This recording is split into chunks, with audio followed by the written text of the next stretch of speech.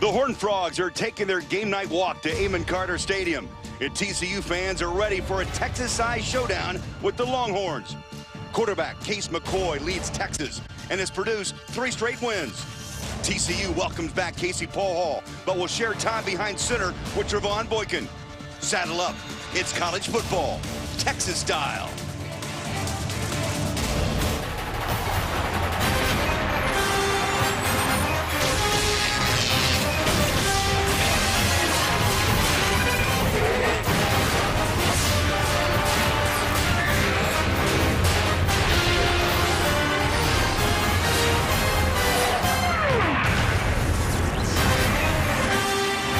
Welcome to Fox College Football, Fort Worth, Texas, and from the Big 12, it's time for Texas and TCU. Oh, and here come the Horned Frogs. Craig Bowerjack, Joey Harrington, Ryan Neese will join us in just a few moments. Welcome to Fox Sports 1 Prime Time. Joey, let me take you back to mid-September. Texas was upside down. Here it is 4 weeks later. Mac Brown and the Longhorns, well, let's call them right side up. Well, let's call them more than right side up. Let's call them what they are. A real quiet favorite right now in the Big 12. Defensively, they've got it going ever since Greg Robinson came back. They're playing fast and they're playing free. Case McCoy has taken over for an injured David Ash, and all he's doing is getting the ball into the hands of his playmakers, and they are all over the field. On the other side of the field, TCU gets Casey Paul Hall back under center. He'll play some, not the whole game, but they're just hoping he can provide some sort of consistency for this offense to go along with a defense that we've come to expect from Gary Patterson. Just tremendous.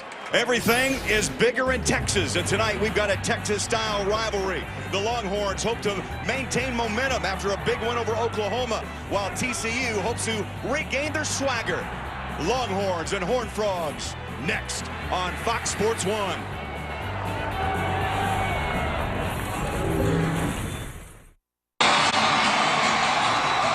Welcome to Fox College Football, presented by Geico. We're in Fort Worth, Texas, home of TCU. And tonight the Longhorns are in town, and Ryan Neese is with head coach Mac Brown. Coach Brown, you guys are coming off of the bye week, followed by a huge victory from Oklahoma. How do you take the momentum from that game into this game?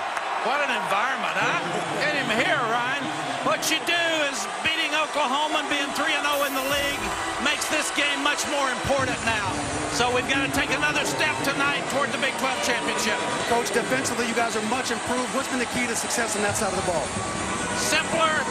We're playing with more confidence, stopping the run better, and tackling better in space. Best of luck tonight, Coach. Back up to you, Craig.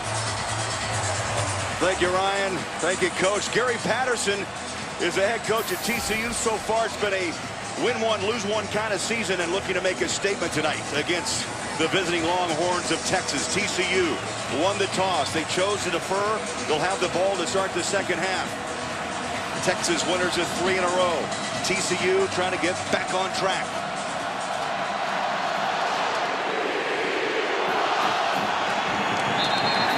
Out of the end zone. And Joey, let's check out tonight's impact players. Well, they're going to be all over the place for Texas, but 2 of them you need to pay attention to. Jonathan Gray, out of the backfield, a sophomore, just a tremendous talent, and Jackson Shipley. Case McCoy is going to look for Jackson Shipley every time he needs a completion. On the other side of the ball for TCU, Jason Verrett, an All-American corner, is going to try and lock down one side of the field, and senior Elijah Olabode is going to come up from the free safety position and make a lot of tackles tonight. So Case McCoy trying to run Texas' winning streak to 4 in a row after knocking off Oklahoma. It'll be difficult tonight to run up against the front and that second level of TCU. There is Case McCoy, makes his 10th start, a senior, 61% completion rating. And Case McCoy takes over for an injured David Ash. Now, he may be back, Joey. He may not. He's still suffering concussion symptoms, and right now this team belongs to McCoy. On second down, Jonathan Gray tries to pat it into the heart of TCU, maybe a yard. Case McCoy has done a tremendous job of not only taking over for David Ash, but running this Texas offense. Like we mentioned in the open, there are playmakers everywhere. Jonathan Gray, you'll see Malcolm Brown in the backfield. You're going to see Jackson Shipley and Mike Davis. Case McCoy has to continue to get the ball to them efficiently. Texas fourth in the Big 12 and third down conversions. We're a minute in. McCoy on a slingshot, and he bounces it short and complete. Coming with pressure from the left side, John Kuntz, number 97. Get used to seeing TCU in the backfield. For as many struggles as they had offensively, they've just maintained that stellar defense that they've always seemed to have. They lead the Big 12 right now in sacks with 24. They are aggressive. They're all over the place, and you're going to keep seeing that tonight. Anthony Farah will punt for Texas inside his own 15-yard line. Cameron Eccles-Looper at his own 32, and we've got multiple flags down. Ball starts on the offense. Number 15, 5-yard penalty. A referee tonight, Scott Novak. There's Mac Brown, 16th season, won the national title back in 05. There's been pressure on Mac Brown. This year, he's felt the pressure before. Made that coaching change defensively with a new coordinator, Greg Robinson. And 3 wins have come on the first 4 games with Robinson at the helm. High hanging punt, and the fair catch taken. There is contact, and a flag is out at the 35.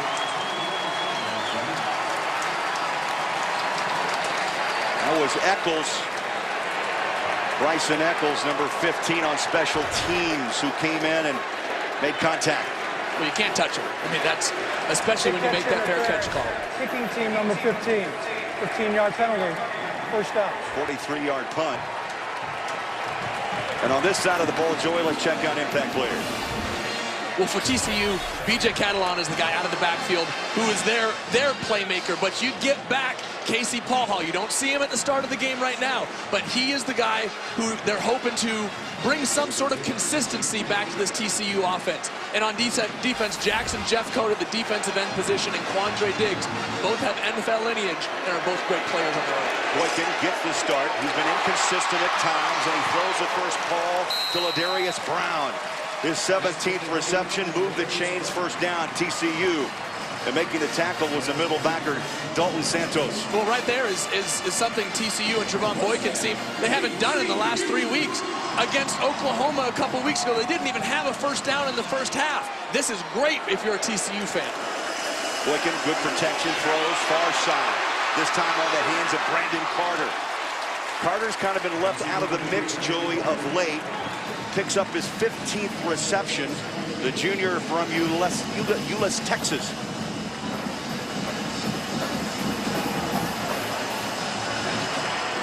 TCU marching downfield with the football. Aaron Green expected to get more touches tonight at the 31-yard line. A couple of flags out, knocked down by Malcolm Brown, number 90. Well, you're going to get a hold there on Jackson Jeffcoat. 10-yard penalty, second down.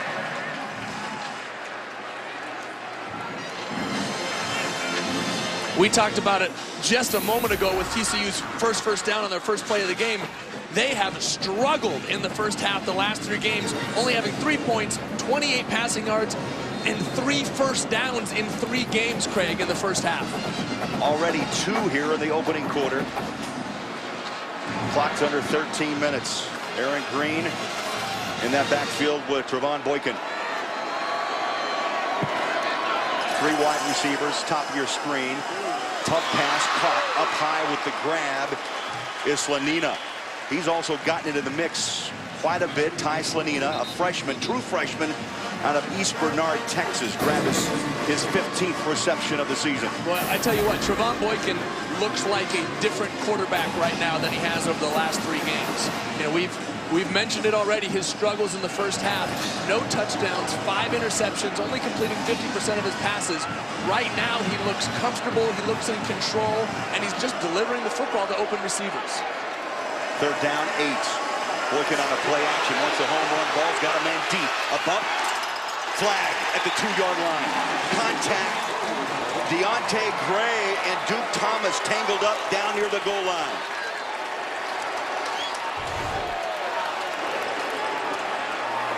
Deontay Gray has become the playmaker that TCU is looking for, especially on the outside. They had him isolated on the DB there. Joey, I'm not sure which way this may go.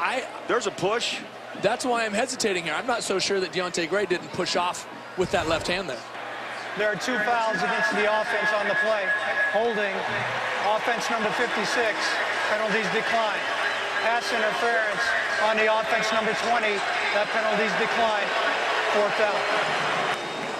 They've had issues with the offensive line. In fact, they made a switch at center. Eric Tausch took over. Joey Huntsman having trouble snapping the ball back to Boykin, Joey, and now the hold on Dunbar.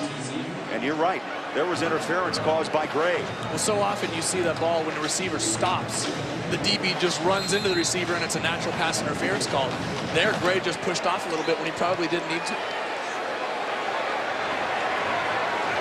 This will be a 54-yard attempt. Jaden Obercroll, his longest of the season from 46. He's got the foot. Got it. No.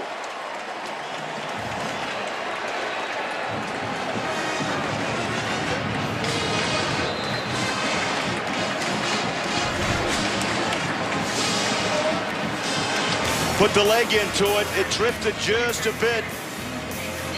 And from 54, Obercroll off the mark. TCU moved the football on their first series. Obercroll tried a 54-yarder. He had leg enough. It looked to be good for a moment, and then it faded off to the right. And oh, did Mack Brown breathe a sigh of relief. So now McCoy goes back to work. Again, it's down to ground. Jonathan Gray. Nothing fancy, Joey. This is just straight ahead football, thinking they can maybe take on and beat that front of TCU. Well, I think you've seen that Texas's focus from the very start is going to be establishing this run, and Jonathan Gray has really emerged as the feature back with Malcolm, separating himself from Malcolm Brown and Joe Bergeron. Last 5 games, Gray, 113 yards a game on the ground, over 5 yards a carry. That's right at his season average of 5 and change. He's lined up deep. They're going to swing it around. Here comes Johnson. Picks up the block. He's inside TCU territory at the 49-yard line. Darjay Johnson, sophomore, Pflugerville, Texas, and he runs for a gain of 12. Joey, what do you think? 4-2, upside down as we mentioned in September. 3 straight wins, all in Big 12 play. Well, the key one is the bottom right there, 7 turnovers, which is the fewest in the Big 12. And if they're going to continue to win like they have been over the last 3 weeks, they need to keep doing that. Gray lines up behind McCoy. Again, gets the carry past the 45. He was following his tight end, Jeff Swain. Nice block to open up a hole and a pickup of 5. He'll be 2nd down and 5. 3 wide receivers set up top, again on the ground. Gray maybe a yard. They'll call it 2 yards to the 43. Clock runs. Jonathan Gray, first 3 games, just 1 touchdown. The last 3 he's come on offensively. He's been in the end zone 3 times, and now this crowd stands on 3rd down and 4.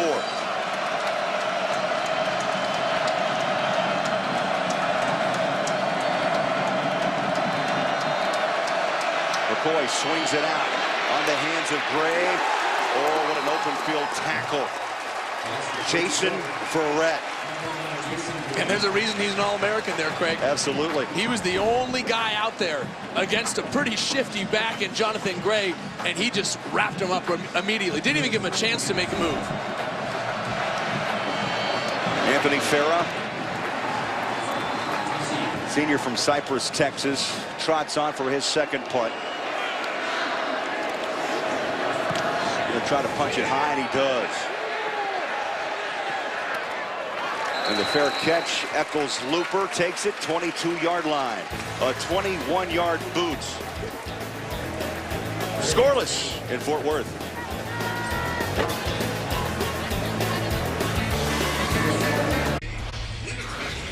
Well, here in Fort Worth, Amon Carter Stadium here, reopened in 2012. The reconstruction costs $164 million. The first game in the new facility was against Grambling last year.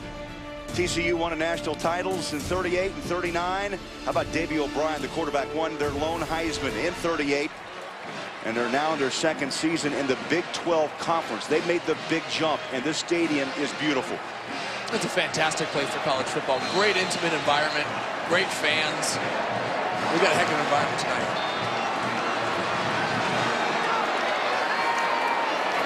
Boykin trying to run out of trouble. Maybe, Joey, the old gunslinger you are, waited just a half a beat too long to escape. Well, that's what Greg Robinson has brought to this defense. They have talented players all over the place, and they're playing loose and free, exposing the center of this offensive line for TCU that has really had struggles up to this point in the season.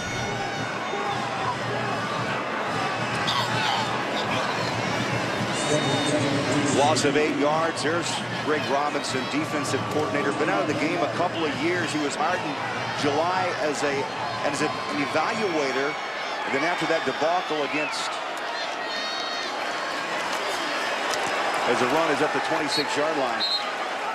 After against BYU, Manny Diaz was fired. Robinson came on, took over in week 3. He only had 3 days to prepare against Ole Miss, and since then he's won 3 straight. Yeah, this defense is finally settling down and just playing loose. They're not thinking, they're just cutting loose and playing, and they have NFL-type talent all over the defense. Both corners, defensive end, they got a couple guys in the middle. They're just playing football. TCU goes empty in the backfield, 5 wide, as Boykin feels pressure from the edge, steps up. Nowhere to go. How about that? Aggressive play by Texas. There's a fumble on the field.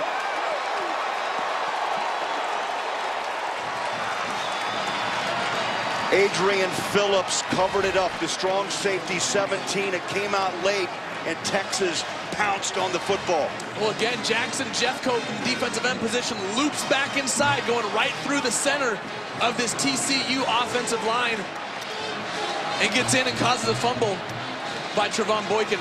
Not what you wanted to have happen if you're the TCU team right now. After a fast start, a lot of energy in the stadium, a big turnover deep in your own territory, and essentially just giving Texas an opportunity to punch it in. Phillips, 3-year letterman, Garland, Texas. He was beat up a little bit against Oklahoma with a stinger as he ran on top of that football, and Texas on the front door. They're knocking. Handoff up the middle. Malcolm Brown. Oh, the turnover stings, and Texas takes it in.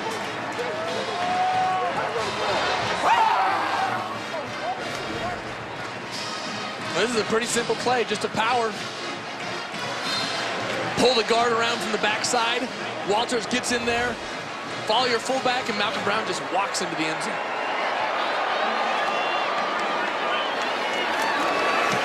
Extra point. Splits the uprights. Farrah now 25 of 26 in PATs. The fumble, Boykin laid it out there like a loaf of bread. And then the touchdown, a 3-yard run by Brown, and just like that, Texas on the road, up by 7. After that fumble by Boykin, Casey Paul, who's been out since week 2, looks like he snapped the headgear on and is ready to take the helm of Texas, of TCU, and Texas awaits. Gary Patterson, I think he's got a short fuse. Well, he has to. I mean, TCU cannot afford to give up those type of turnovers. And we talked about it a minute ago, especially in the first half. They have to stay close with Texas offensively because TCU's defense has given them every chance in the world to win the last 3 weeks. 4 turnovers last week by TCU. And an early one here cost them 7. Kick, goal line. That's Gray. Turns on the Burners cartwheel to the 19-yard line. Time for a Lowe's Never Stop Improving game break. Here's Patrick O'Neill. All right, thanks very much. Well, 8th-ranked Baylor at Kansas, and the nation's best offense at it again. Lake Seastrunk, 29 yards. Now, it's now 28-0 Baylor's 40th touchdown drive of 2 minutes or less. That now ties Joey's Oregon Ducks. Best in the nation. Greg, back to you. All right, thank you, Patrick. What a talent he is. Now the crowd's excited because Paul Hall returns at quarterback, but Boykin's on the field as well. And remember, Boykin was a wide receiver before he had to come back and play QB. Multi-talented. How about that cut back? Big hole up the middle goes Aaron Green. Still on his feet and thrown down at the 42-yard line. Well, Coach said we were going to see a lot more of Aaron Green in this game. Started at Nebraska as a freshman and transferred over, had to sit out last year, and now that he is becoming more comfortable in what's going on here at TCU, he has the potential to be a game-breaking running back. Jared Anderson made it very clear. You will see 22 quite a bit tonight, and he just ripped off his number, 22 yards. First down, Paul Hall, shotgun. He's got the ball, and he hook slides it down at the 45. At the 45, he'll pick up 3. Paul Hall now fractured his left arm in week 2. He's got a soft cast built around it to protect it. But 5 games out, we'll see him tonight. But, and Joey, you know this, he is not in game shape by any means. Well, he's not in game shape because of everything he went through last season. Leading up to this year, did not have any time in the weight room or the film room. Got himself back on track, and it's great to see him on the field. Paul Hall on a play action. Throws a dart. It was caught and then dropped. Ladarius Brown would love to have it back. Number 85 had the catch, and it popped out of his hands incomplete. Well, just started to turn his head a little bit too quickly before he got the ball secured. But what a strike thrown by Casey Paul Hall. Doesn't look like he's missed a beat at all. Well, Gary Patterson told us, look, he's been our scout squad quarterback for the last 3 weeks. He's traveled with the team. He's kind of taken on an assistant coach mentality. And now he's playing football again.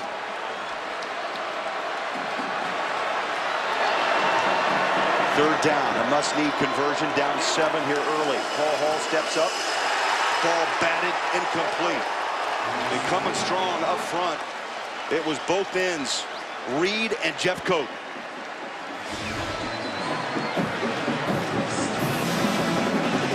Well, it looked like they had a screen set up coming out from the outside, and the defensive line for Texas just got in there too fast. He didn't have a chance to get the ball off. But again, TCU off the field on a critical third down.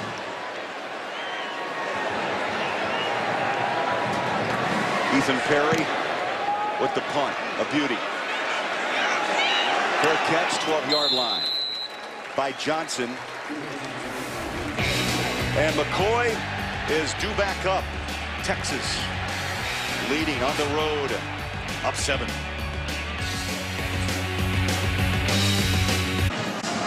Back in Fort Worth, the visiting Longhorns of Texas on top of TCU here in the opening quarter, up by 7. A recovered fumble by the Longhorns. Malcolm Brown, 3-yard touchdown. That's the difference.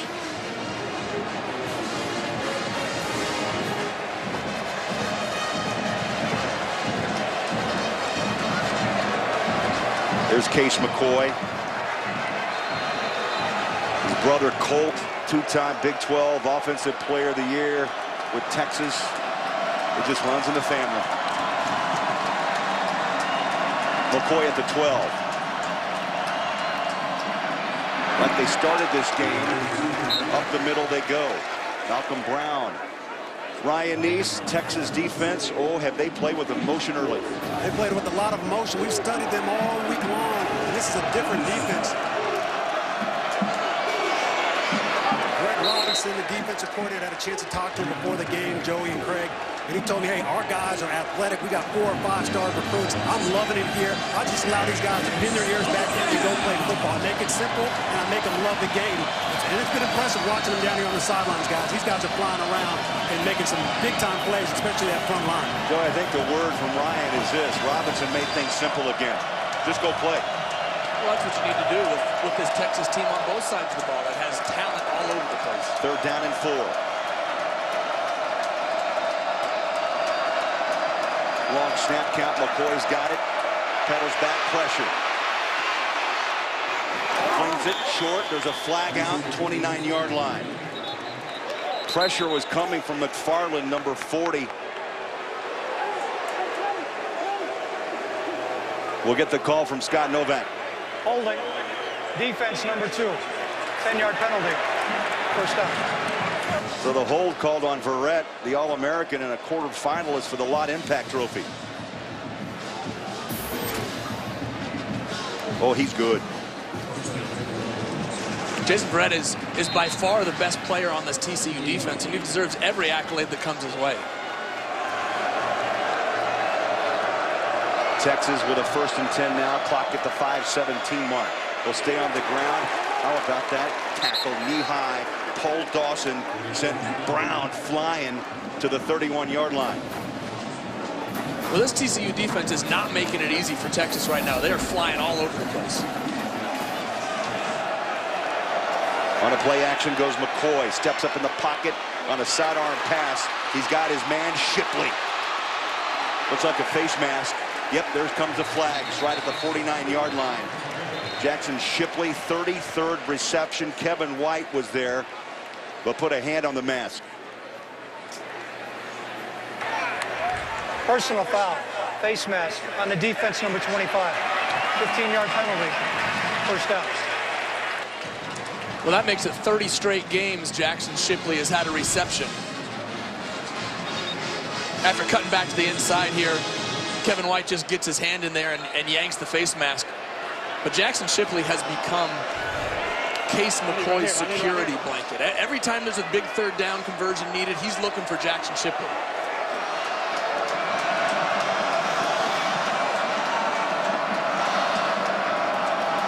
Malcolm Brown pushes to the 31-yard line, and again the tight end Swaim with a lead block. Let's go downstairs. Here's Ryan.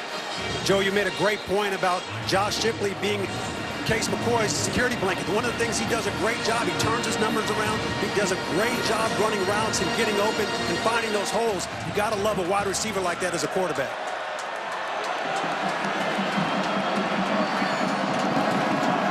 Down goes in motion. Jay Johnson.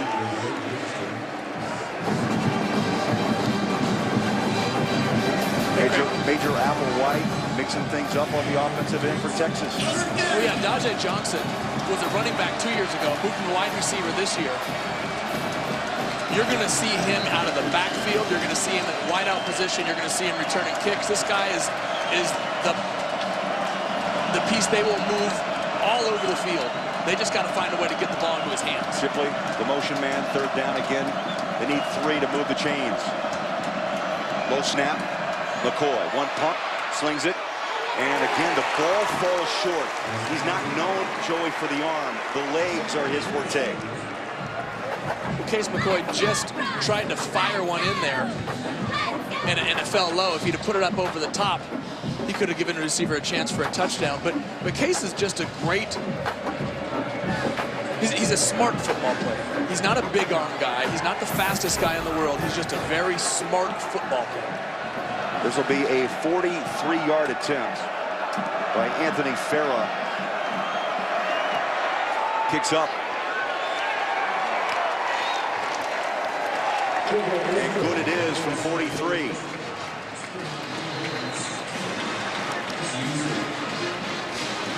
And Texas builds a 10-0 lead here in the opening quarter.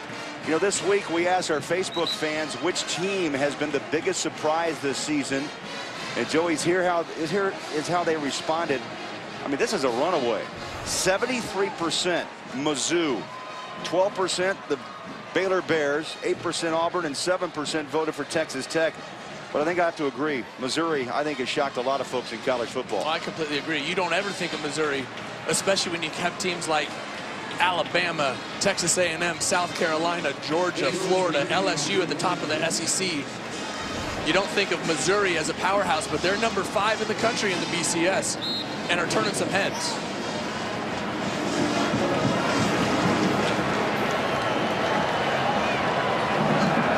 Ten 10-0 Texas. Nick Rose has it teed up.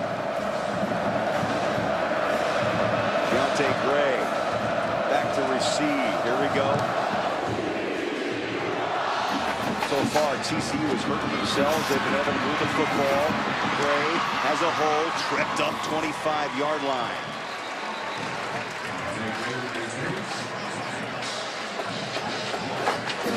And Joey, we're going to find out along with the sellout crowd tonight and those watching, is it Paul Hall or Boykin? Well, I think Paul Hall has to be involved if you're going to improve on this 3-4 season so far. Defensively, like you can see at the bottom, they lead the Big 12 in both sacks and interceptions, but it's been offensive consistency that's been the problem for TCU. Casey Paul Hall looked sharp in his first series back, and if he can continue to do that, this TCU offense can get a little drive going, get some momentum, and really contribute on the other side from the defense. Got the snap off the 6 on the play clock. Jordan Moore, the ball carrier, off the right side. Let's get a thought on Paul Hall from Ryan Neese. Craig and Joey, I was standing on the sidelines, and you could see all the offensive players that had light in their eyes, had energy, and they were all coming up to Casey. Hey, let's keep it going. You're doing a great job. We're behind you. You could see this team really rallying behind him. You got to be excited to have a leader like that, a quarterback, energizing your offense. He was just finding his way, guys, when he was injured against Southeastern Louisiana and broke his left forearm. Cut back for a first down. Piled up is Jordan Moore. He's getting some carries. We'll see Aaron Green as well. So 22 and 29 right now have taken over for Wayman James and B.J. Catalon.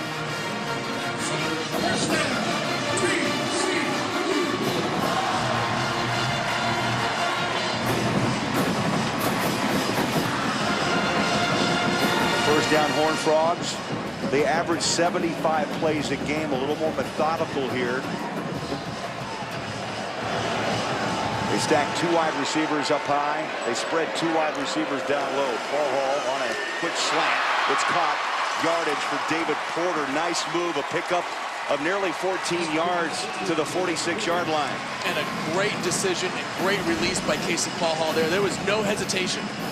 Wide receiver gets inside of Quandre Diggs, finds the zone, and Casey just delivers the ball. Don't wait, just get it out of your hands. Here's a hurry up, quick pitch, Carter. Near side, out of bounds at the 38-yard line. Now you see TCU getting a little tempo going here. They're not known for the fast pace, but they're trying to build on this momentum. They've got Texas's defense on their heels a little bit. Paul Hall now will jump under center. Quick throw near side. Here's a little trickery. Up top on the button. Touchdown. Eccles Looper finds Ladarius Brown, and Gary Patterson throws a little Houdini at Texas.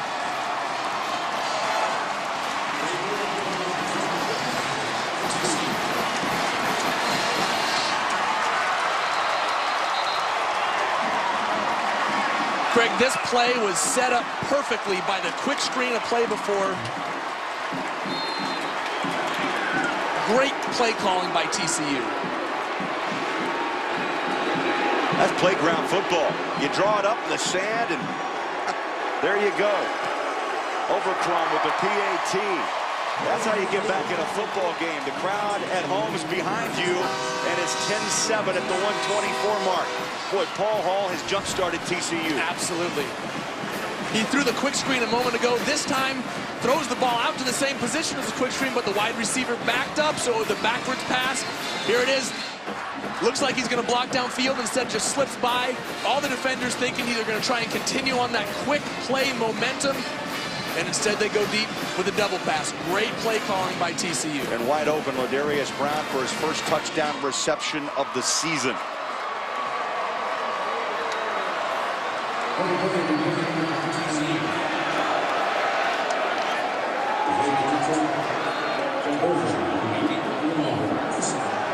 Five plays, 70 yards for TCU, and Paul Hall celebrates. It's one of those quick hit series like a Baylor. A minute 37 off the clock. Kicks away. 2-yard line. Johnson spins out of the tackle. Couple flags come out.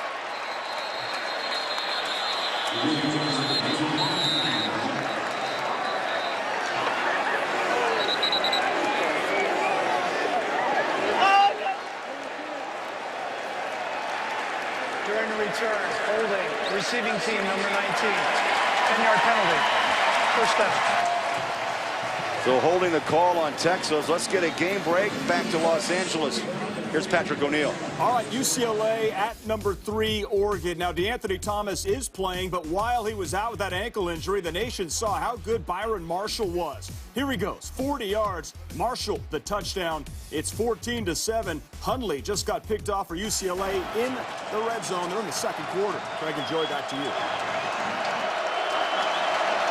Oregon can strike fast. We saw them last week. And now Texas, Joey, pushed back at the 10-yard line after the penalty. They stay on the ground, big hole. Up the middle, here comes Brown. Well, you're stuck back inside the 10, and you rumble to the 26-yard line, knocked out by Hackett and Olivo. And you see what just the threat of a reverse can do for the holes on the offensive line. Earlier they ran the reverse with Johnson. This time they fake it, and the hole just opened up for Malcolm Brown. Texas averages over 200 yards a game on the ground. Last week, 255 in the win against Oklahoma. I should say prior to the bye week. The Browns doing most of the heavy lifting. He had 120 carries in that win against Oklahoma. 23 carries, 120 yards. Greg, you're going to see Malcolm Brown and Jonathan Gray both in the backfield. And you may see another player, Joe Bergeron. They have 3 very talented backs at Texas. Second down 11, misdirection to the 30-yard line. Swaim again out there throwing blocks for Brown. And the final seconds of this opening quarter winding down. 10-7, TCU trailing Texas. Matt Brown, there you saw him, 16th year. Says, I don't listen to critics because I have a tight group of people that I trust. He's been under fire, made that quick decision to change D coordinators, and things turned around. We played 15 minutes in Fort Worth. And the Longhorns strike early, up 10, and then TCU just found the end zone. A little trickery. It's a 3-point game in Fort Worth. We'll be back on Fox Sports 1.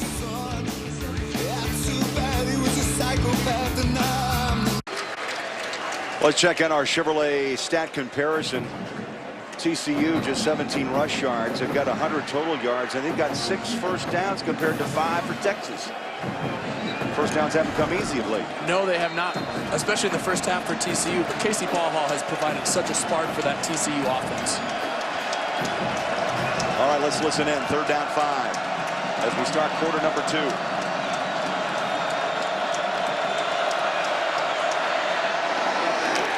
McCoy short to Shipley. Sam Carter on coverage. Texas now 0 for 4 on third down conversions. And Texas has 10 points, but in reality, they haven't done a whole lot on offense. This TCU defense has played very well. They only had to go 3 yards to get that touchdown. And as we would come to expect from a Gary Patterson defense, TCU is doing a great job up front and really kind of confusing Case McCoy right now. Farrah back inside his own 20-yard line to punt. Flags out. Hangs it high to the 21-yard line. Eccles Looper makes the fair catch, but a flag back at the 30.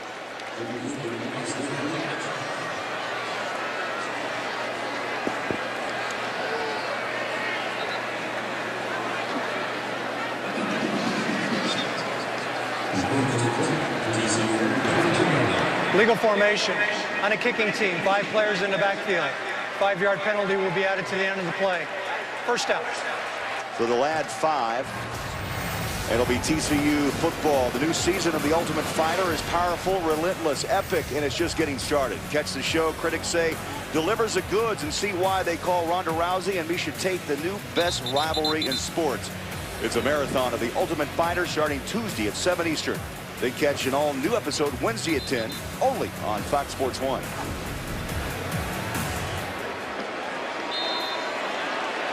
So the 5 yards gives the football to TCU just past to the 26-yard line.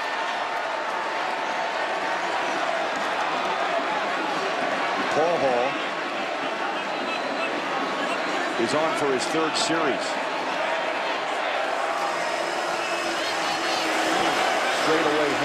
Aaron Green, try to hit the edge, and he's pushed back by Texas. They'll lose 2.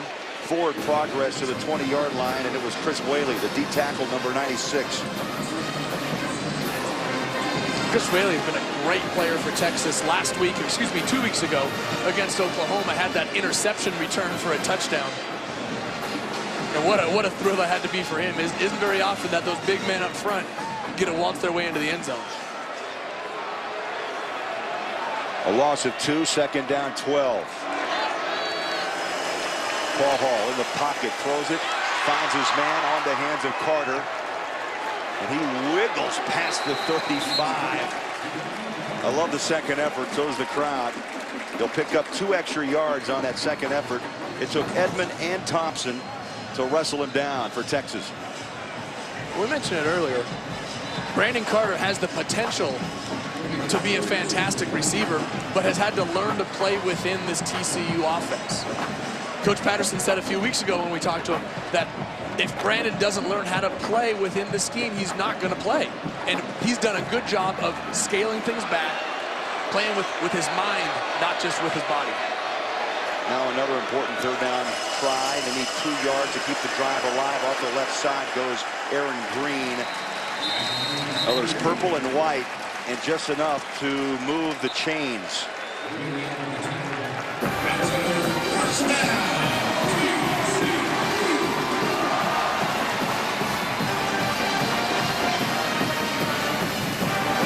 Gary Patterson, he'll wear a hole in that grass tonight. TCU, Paul Hall, 3 of 5 for 30. Malone, or more that is, 3 rushes, 14 yards. They're just chipping away at Texas. Quick throw. Looked like it was down low on the ground. It's now whistled incomplete. It was Brandon Carter, the intended receiver. Boy, Casey Paul Hall's arm looked pretty live right there. I mean, this guy is a big, strong arm player, 6'5". And 2 years ago, in 2011, threw for nearly 3,000 yards, 25 touchdowns. Last year, before he took his leave from the team, had already had just about 1,000 yards and 10 touchdowns. I mean, this guy can throw the football, but he's been away for a while and needs to work his way back into things. Play clock to 6. Paul Hall on a rollout. Sets his feet, throws. Ball nearly picked off at the 43-yard line. And up high to nearly pick it away was Steve Edmond, number 33, the will, weak side linebacker. And boy, that was a fantastic play because Casey Paul Hall had his receiver open right over the top. Edmond just puts the big paw up there and gets a fingertip. Otherwise, it's another TCU first down. Joe, he nearly one-handed that ball.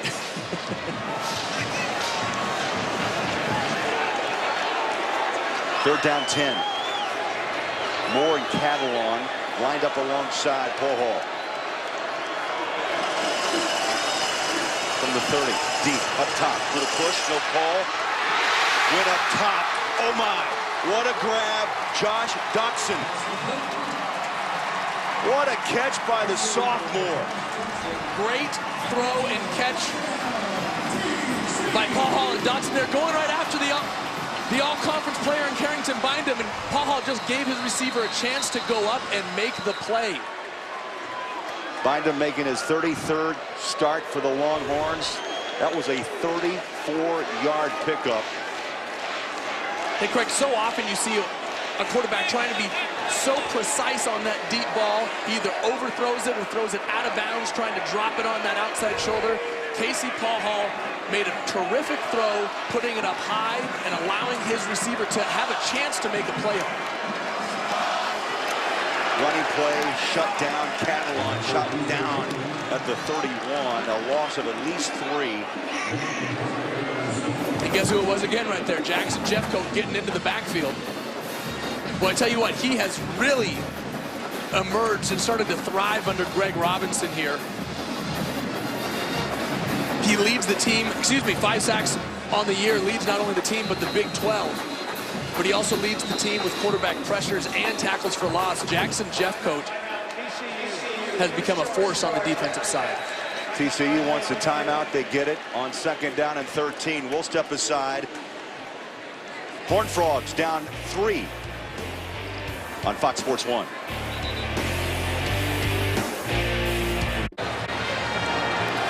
Welcome back to Fort Worth. I'm Ryan Neese, and this is a lively game, Joey and Craig. We see Patterson on the sideline, Coach Patterson getting a little fired up with Coach Jared Anderson, the offensive coordinator. These guys are intense. They need this energy to continue to carry over to the offense and the defense. You got to love that about Patterson. He gets fired up. To say the least, Ron, an emotional man on the football field. Paul Hall throws, picked. He threw it right to Steve Edmond. And Edmond runs it back to the 21-yard line. Joey, was that Russ or a misread? No, that was a great read. He had Catalon running right up the sideline, but Craig, I've been in this position. You don't want to lay the ball out. There he is. Instead of laying it up and over the top, he tried to put it right on him. Came out a little bit low and ended up right in the breadbasket of Edmonds. I've been there. I've been there. You just don't want to miss it. You don't want to overthrow it, so you try and put it right on him and stop him. He just let the ball go a little bit too low.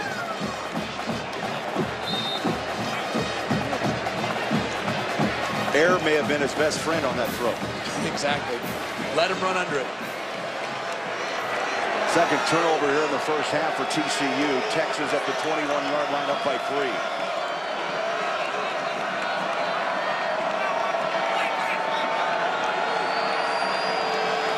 Play clock to 3, to 2.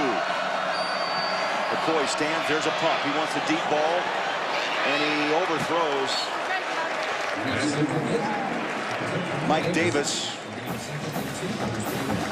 The little pump, and he overthrows Davis. Well, yeah, he saw Mike Davis isolated on Chris Hackett out here, a safety. Thought he could get a double move on him because Mike Davis is the speed guy. If you can just create a little bit of separation, Mike can generally run by people, but Hackett had so much of a cushion that he wasn't biting on it. Well, so far in this game, McCoy just 2 of 6, passing for 21 yards. Second down, straight away. Banging is Gray for 2, maybe 3. Gray had the 29 carries, 123 yards. As I mentioned, Malcolm Brown had 23 carries for 120. I'd say it's rare you get 100-yard rushers against Oklahoma. Well, let alone 2 of them. But these guys, both of them, Gray and Brown, are fantastic talents, both NFL-type talents. And if one's not going, the other one, they've got the luxury of giving it to the other. Mike Davis near side, 3 wide receivers up top, 3rd down long.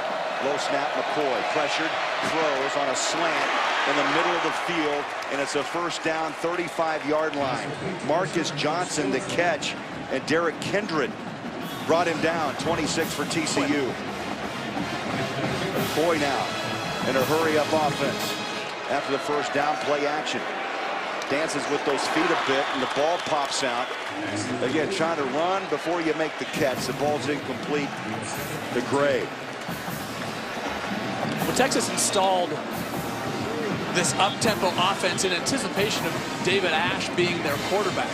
David Ash is more of the runner, has great speed, but now that Case McCoy is in, offensive coordinator Major Applewhite has done a great job of tailoring that to Case's strengths, which is reading a defense and getting the team into the right play. Second down. Shea Johnson, second carry of the night, maybe a yard. Clock runs up on 10 minutes left in the first half, and now Joey a 3rd down and 9. This is the exact situation that you want the Longhorns to be in if you're a TCU defense. 3rd and long in their own territory. The crowd is in this ball game. TCU has it going on defense right now. 1 of 5 on 3rd down conversions. Another low snap. McCoy has time. Pedals, throws, has a man open right on the button. It's Marcus Johnson. Takes it to the house. Touchdown, Texas.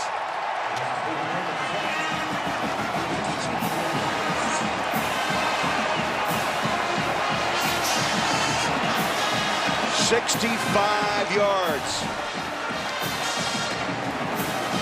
And watch Marcus Johnson go to the flat and just turn up the field on a wheel route. A natural pick by his wide receiver, and he was running clean up the sideline. What Case McCoy did there is what Paul Hall failed to do on the drive before. Throw the ball up, let his wideout get it, run under it instead of trying to drill it onto him. Great throw and catch by Case McCoy and Marcus Johnson. Anthony Farah with the PAT. It's up and good. 65-yard strike. McCoy goes deep, and Texas on the road. They open up a 10-point lead on TCU.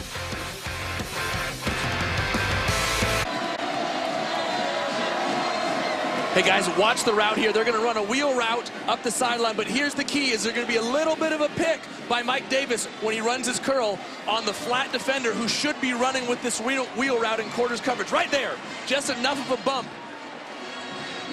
to free Marcus Johnson to run wide open up the sideline. Well, discussion about the secondary. I'd say this is an emotional ball game. This is one of those games that TCU needs to turn their season back around. Maybe surprising folks that McCoy got the ball deep, 65 yards. Johnson takes it, 10-point lead for Texas. By the way, Joey, that's the 8th play this season of 50 yards or more for the Longhorns. Like we said, they have playmakers everywhere. They're an explosive offensive team. Line drive kick, a yard deep. Catalan is knocked down hard at the 22. Tomorrow, it's Game 4 of the World Series at 8 Eastern, and stay tuned during the 5th inning for the exclusive final trailer debut of the Hunger Games, Catching Fire. It's all part of Catching Fire Sunday on Fox.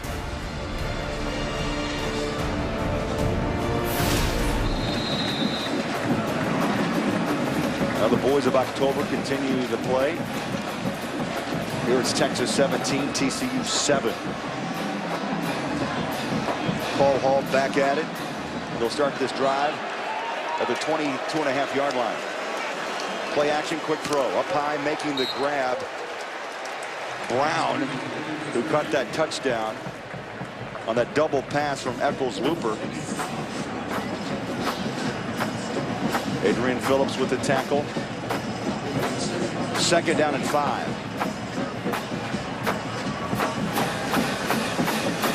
These are the situations that TCU hasn't been in the last few weeks. 2nd and manageable. Your playbook opens up completely when you're in 2nd and 5, 2nd and 4, as opposed to 2nd and 10. Paul Hall just a little behind the intended receiver. That ball falls incomplete. And it was quick pressure up the middle by the strong safety Phillips. Well, you see Paul Hall right there talking to his wide receiver. He needs to do a better job, the wideout does, of recognizing the blitz that came off the edge. Casey was telling him, hey, you're my hot guy. You've got to break in quick because I have a free rusher coming in my face.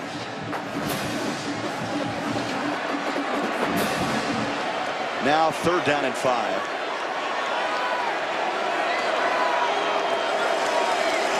Paul Hall, a 3-step drop, throws. It's incomplete. And again, through the hands of Brown. Bindum, the corner was on coverage with number 85. Craig, you're not going to have a whole lot of wide open receivers if you're TCU, because these Texas corners might be some of the best in the country. Carrington Bindum and Quandre Diggs are both all-conference. Quandre's an All-American. You're going to have to make some tight throws and some big catches when you're playing against Texas secondary. Welcome to Ethan Perry's world. Low snap. He gets it away. Johnson with the catch. He didn't call for a fair. He's on his feet. He's hit and knocked back to the 32-yard line. They'll mark him at the 34. We've got a timeout in Fort Worth, Texas, by 10.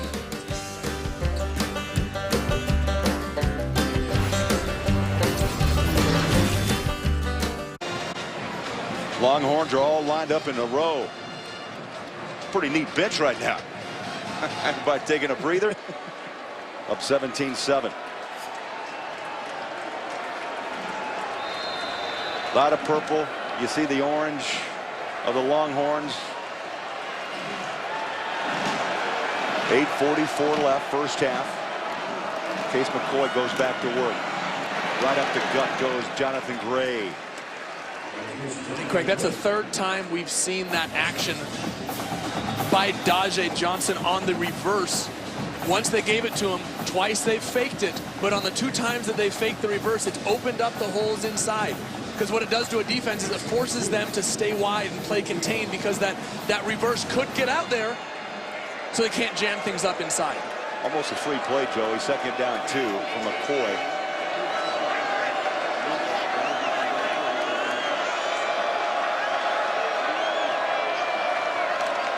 Play action. McCoy slings it near side. Pitch and catch. Mike Davis with the reception. And Verrett makes the tackle.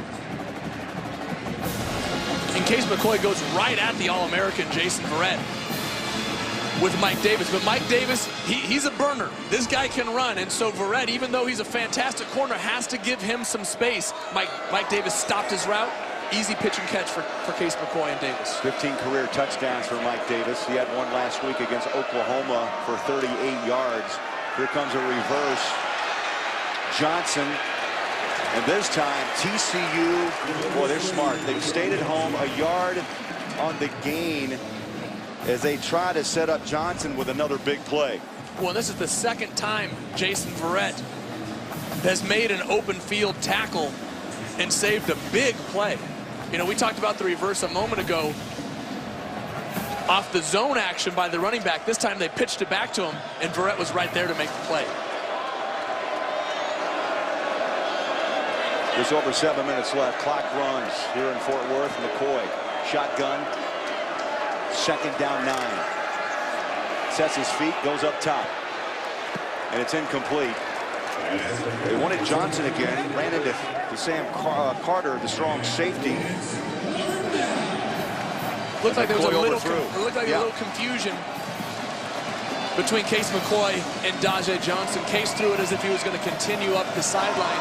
Daje stopped his route, maybe thinking he was going to get a back shoulder ball because the defender was playing over the top of him and walling him off from going deep. Joey, Texas 2 of 6 on 3rd down conversions. Here's a big one, 3rd down 9. And this crowd knows it.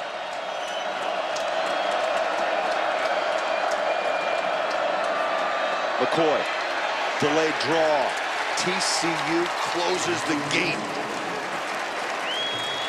Big number 98, John Lewis, defensive tackle, made the initial hit, and that brings up punting situation now for the Longhorns.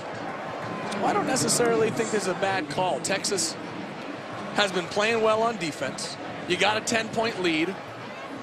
You've got a crowd that is kind of settling down. There's no harm in trying to catch TCU's defense off guard, and if you don't get it, you punt and pin TCU's offense back in their own territory. Farah boots it up high. Oh my, beautiful play by the special teams. Are they going to wave it as a touchback or is it down? We'll come back to Fort Worth after this. 17-7 Longhorns. Joey, we know what a Longhorn is. Can you tell me what a horned frog is all about? A horned frog is that thing that we saw there, right? A little spooky. No, I think this is really cool. A horned frog isn't actually a frog, it's a lizard, right? But when it gets into attack mode, it shoots blood out of its eyes, which is what the helmet is supposed to represent for TCU. You see that red streak. We're going to take both teams and put them in their locker room. Oh my. Until further notice. I saw the lightning.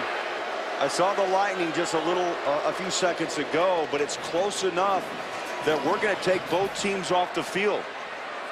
Well, and as you were talking there, we saw it right over the edge of the stadium. That's a smart decision. So Mack Brown, Gary Patterson take their headsets off and they lead their teams to the locker rooms. We'll take a break. We'll take you back to Patrick O'Neill after this on Fox Sports 1.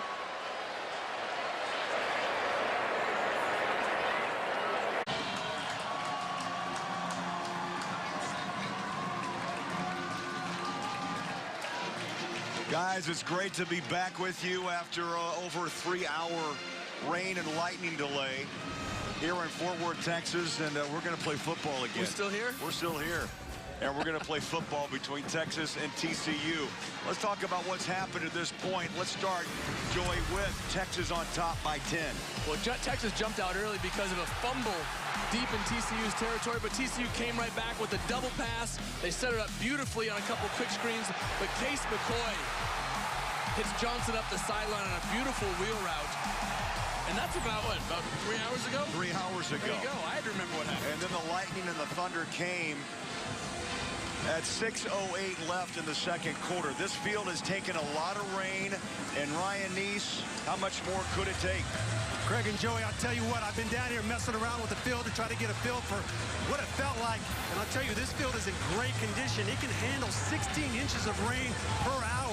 It has a 6 feet to 8 feet of sand below it to absorb all the moisture. The players are going to be fine on this surface. They're going to run around. I can't believe it feels so good. It feels like a little dew. These guys are going to be fine on the surface. All right, so we're going to play football, and we're going to pick it up at the 20-yard line. It remembered it followed after a punt that went into the end zone and a touchback, and TCU will have the football down by a count of 17-7. Officially a 3-hour, 5-minute weather delay. Texas scoring 14 points off 2 TCU turnovers. And Joey, I think mentally for both these teams, it's maybe just a fresh start. Well, it's a completely new ballgame. Any momentum that you had 3 hours ago is gone. So Casey Paul Hall, who came in after 2 series by Trevon Boykin, seems to have sparked this TCU team before the lightning and rain hit. And they're going to start on the ground to the 26-yard line, and Aaron Green, the ball carrier. Well, 3 hours ago, we saw Aaron Green do that exact same thing. He has been a real spark to this TCU running game.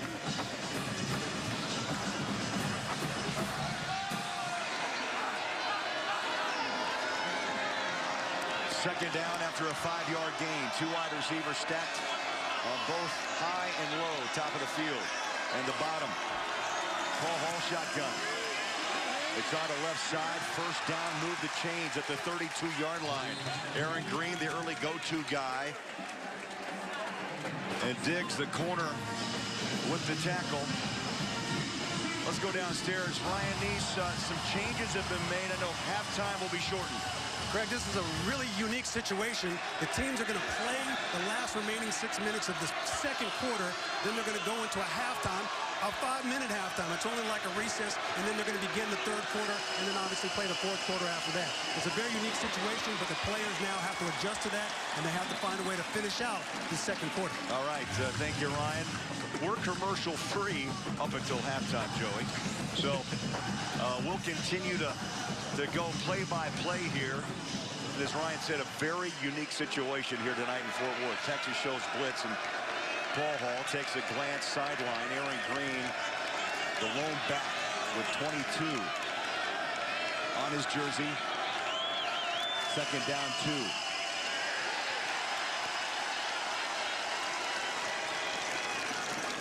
And again, the handoff to Green, knocked down by Jeffco. They'll lose 1. Hey, Craig, here's something I think is really interesting. We didn't see this formation from TCU before the break. They've got a double stacked high and low. This might be something that an adjustment they made during that long layoff. How about Paul Hall on a quarterback keeper? And the clock runs up on 4 minutes. I have to ask you, Joey, concerns for these players? A 3-hour rest. Didn't get a lot of warm-up time. Well, you know, everybody's in the same situation. Everybody's in the same boat. They've all been sitting down. They're cold. And they've all come and had to warm up in the same short period.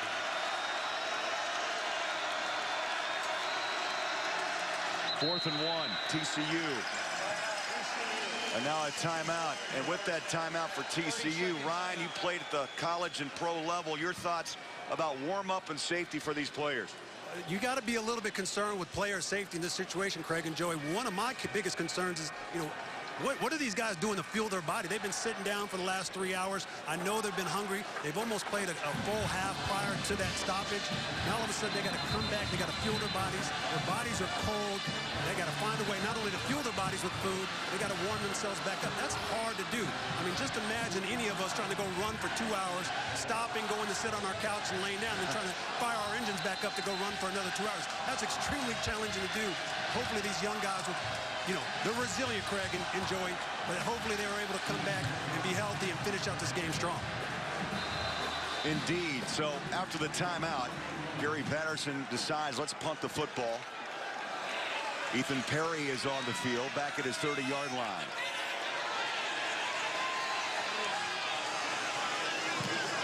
Pressure by Texas. Punt is away. Fair catch taken. 22-yard line. Diggs waved his hand, and so Texas will have the ball, up by a count of 17-7.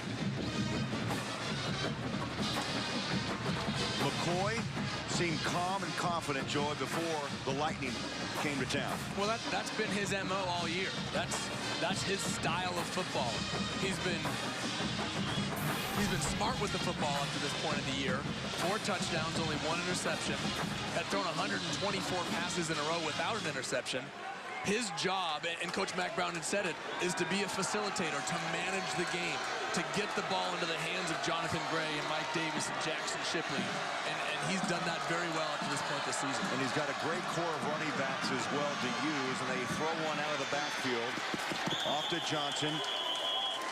Number 4, Jay Johnson. He was a spark plug in that first quarter of play as the clock runs up on 3 minutes left here in the second quarter. Texas came in with a head of steam, winning 3 games in a row, including last week against Oklahoma. They'll lose 2 on that play, second down and long.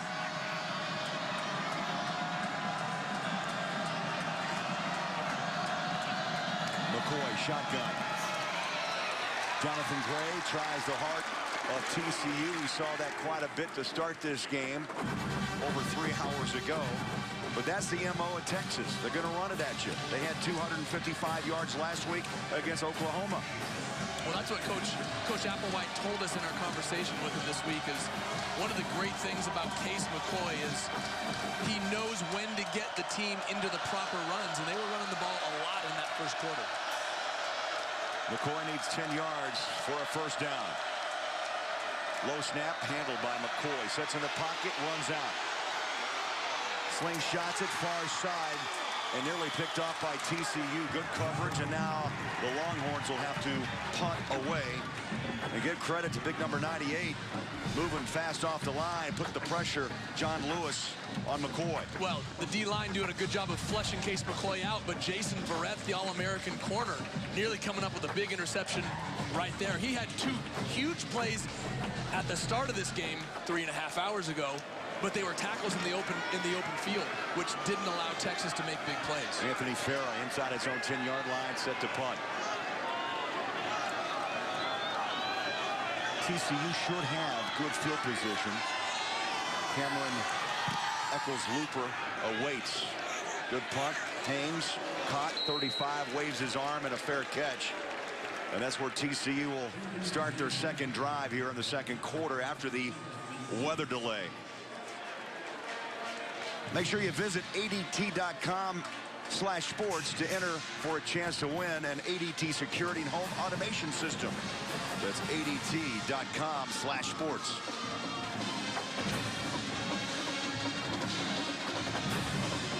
I'll tell you, a good chunk of this crowd is hung around for this football game. Student section never moved. The student section was standing in that rain for a good hour. Numbers thus far. Both teams have had moments of moving the football. Paul Hall caught from behind and dropped at the 29-yard line by Jeff Coat. And that's his 6th sack of the year, which will add to his Big 12 leading total. You know, Craig, the offensive line for TCU, especially the inside, the guard, center guard, has struggled this year. And what Texas was doing early in the game is they were looping Jeff Coat inside. That time he just came off the edge, got pressure on Paul Hall, and came up with a sack. Jeff Coat now with 20.5 career sacks at Texas. A loss of 6, second down 16. Paul Hall gave the ball up to Catalan, number 23, tried to wiggle for extra yards, only 2 to the 31. And he was hit by the will, weak side linebacker Steve Edmond.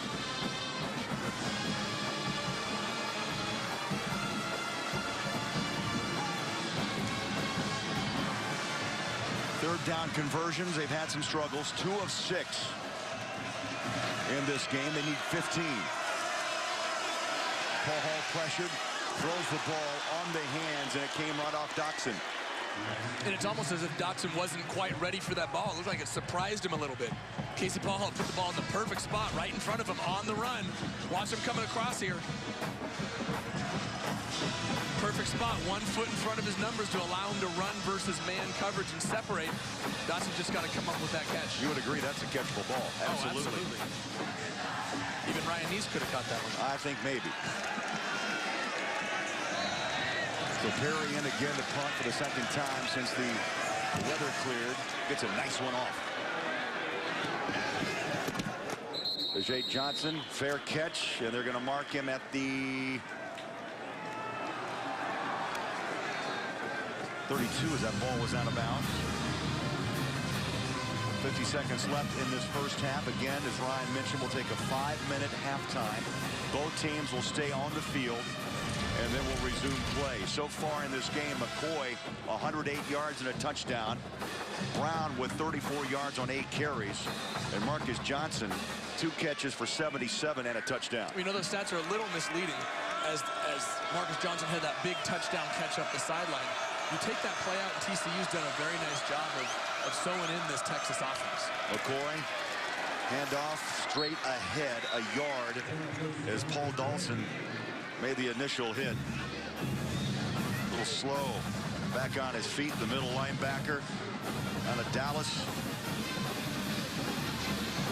See, I like this TCU defense, Joey. I tell you, they run, good linebackers, and they are a hard-hitting secondary. Oh, the secondary is the key to this defense. The All-American Jason Verrett, but they've got 2 great safeties, Elijah Olabode, Sam Carter, who will come up and make tackles at line of scrimmage. Second down 8. Final seconds of the second quarter. The ball is aired out deep over the shoulder catch, right on target to Mike Davis. 19-yard line. And they went right at the All-American Jason Verrett there. Mike Davis is the speed guy, and that's exactly what he uses. He just runs right by him. Perfectly thrown ball by Case McCoy, dropping it right over the shoulder. And a huge play for Texas. And as the clock is winding out here at 6 seconds left, Texas is going to take a 44-yard field goal attempt. Timeout, Texas. First charge in the first Now half. Texas 30 seconds. will try or take a timeout.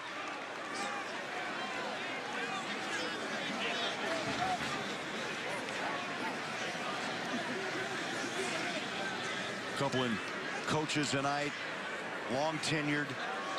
Mack Brown on one side, Gary Patterson the other.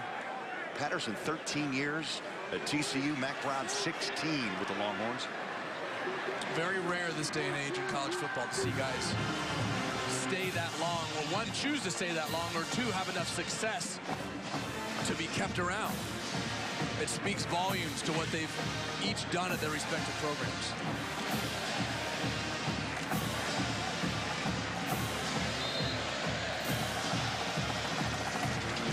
Oh, a long time ago, Joey, don't forget TCU won the toss. They chose to defer, so after this 5-minute halftime that's approaching, they will have the ball to start the third quarter. And now the field goal attempt by Farah. It's a chip shot up. And good.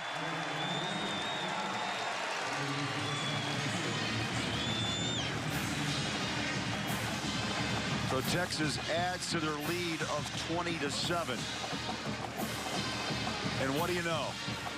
We have hit halftime. The score 20-7 Texas. We'll be back for the second half coming up after these messages.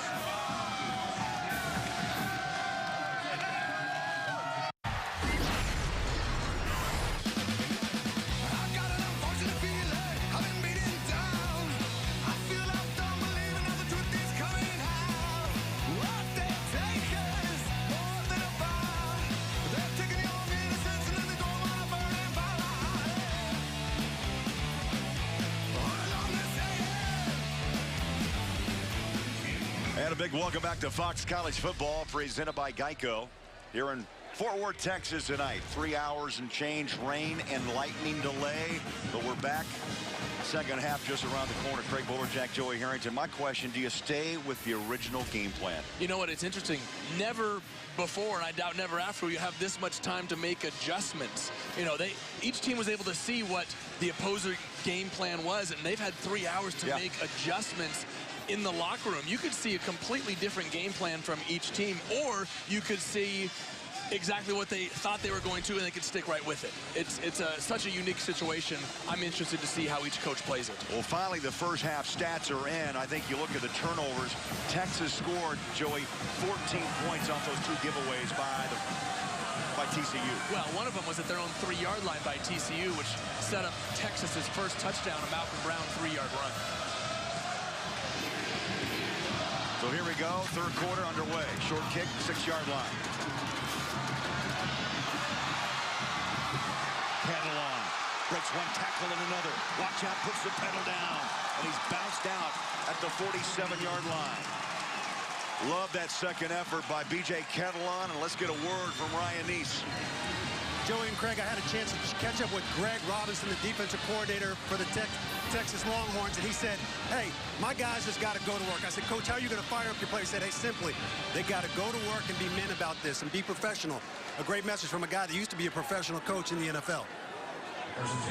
Yeah, Greg Robinson, he took over in week 3 for Manny Diaz, who was fired after the struggles against Brigham Young. But look at this second effort as he spins out of a tackle, heads to the sideline. And Catalan gives TCU terrific field position to start the second half.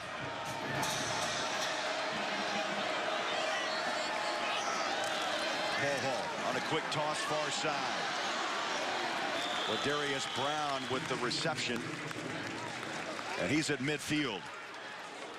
Paul Hall getting some pretty good reps after being out 5 weeks after he fractured his left arm week 2 against Southeastern Louisiana. Paul Hall 79 yards, still trying to find rhythm with his passing game. Aaron Green 34 yards on 6 carries.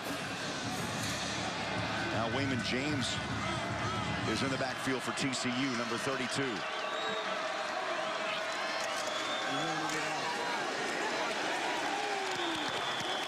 No gain, maybe a half-a-yard loss right at the 50-yard line. Cedric Reed was on him along with Desmond Jackson, number 99 for Texas. Well, Cedric Reed has been outstanding for this Longhorn defense all year long. He leads the team with 42 tackles. He's the only defensive lineman in the Big 12 to lead his team in tackles. That's something you don't see very often from a defensive end.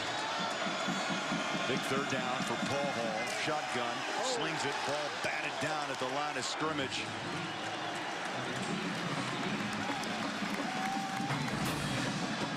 You know, Craig, that's something that you lose when you're gone from the game for so long, is that pocket presence, that innate ability to find a throwing lane. Casey Paul Hall had a wide receiver open.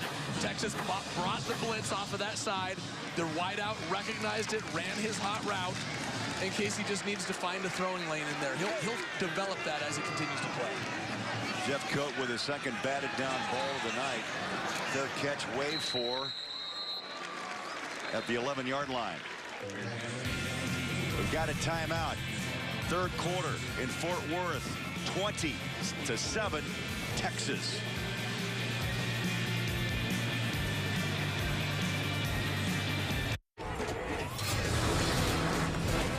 Nearly 5 hours ago, it began as a Texas showdown.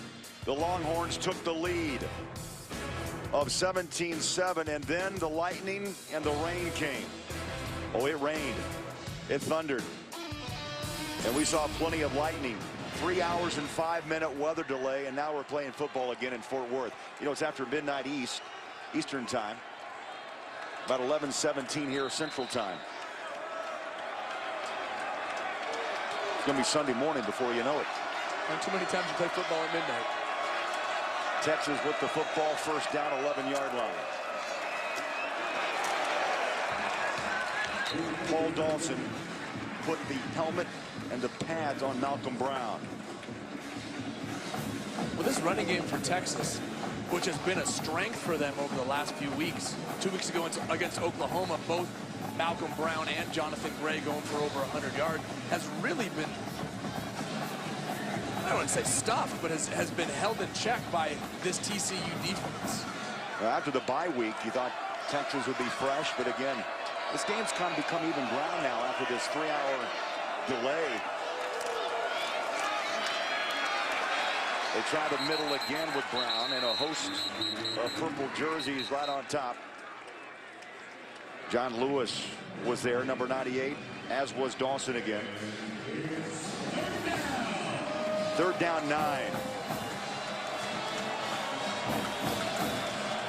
Both teams struggling on 3rd down conversions in this game. Which is surprising, Craig. TCU has struggled on 3rd down, but Texas up to this point has not. Brown alongside McCoy. 3-step drop. McCoy lays it up top and waiting and coming back for it. Marcus Johnson. I think TCU is surprised as many of these fans because McCoy is not known for the ability to put the ball downfield. And you know what? Again, the speed of Texas just running right by the defenders of TCU. Sam Carter, a safety, a pretty good cover safety at that, just gets run right by Marcus Johnson. A gain of 43, so they convert on 3rd down and long, and they've got fresh downs at the 45.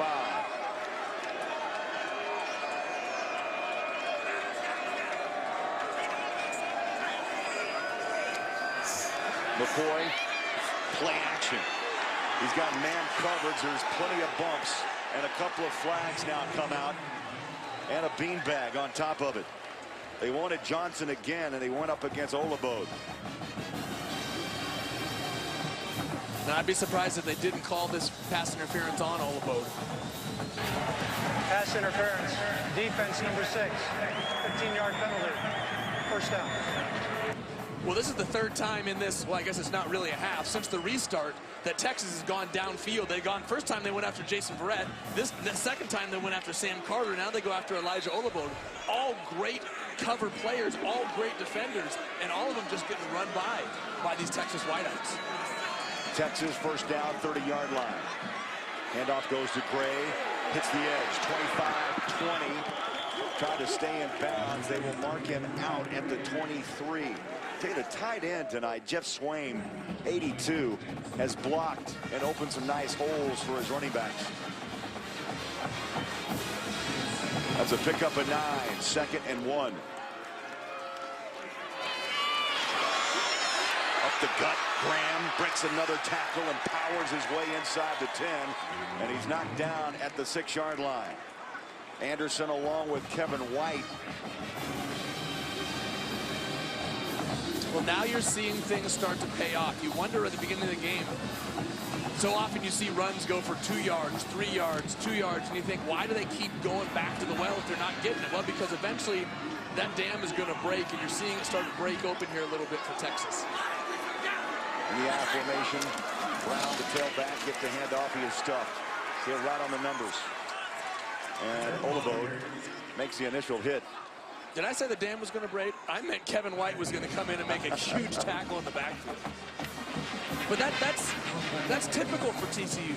That is a Gary Patterson type of defense. These guys don't give up. They play unconventional style of defense. They play 3 safeties, 5 DBs in there, and they never give up. They just keep scrapping. 2nd down and goal. And McCoy now comes out from behind center, and Texas wants a timeout, and they'll get one. Mac Brown will huddle up with McCoy, up by 13.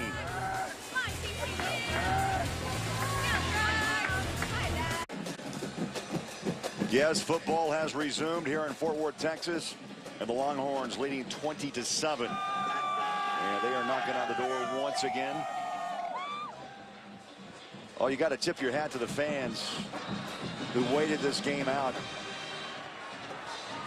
3 hours, over 3 hours of weather. 15 possessions this season in the red zone, 9 touchdowns, 5 field goals for the Longhorns. McCoy goes under center. Hand off. Past the 5. Malcolm Brown takes a couple of Horned Frogs with him to the 3. Olabode was hanging on. Now Joey, 3rd down and goal.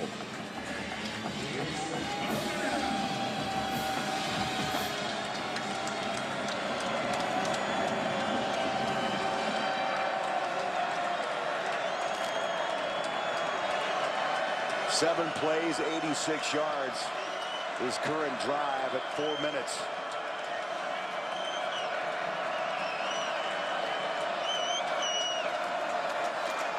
Brown pushes the pile and finds his way in for the touchdown.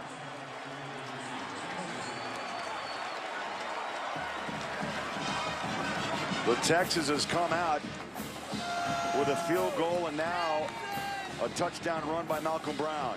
And that was just a hardcore push from Dominic Espinoza, Mason Walters, and Trey Hopkins right in the middle. The 3 most experienced linemen on that Texas front just pushed TCU right out of the way, and Malcolm Brown just followed him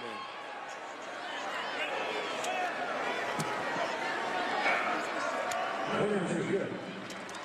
Anthony Farah kicks a PAT, and the lead now jumps to 20.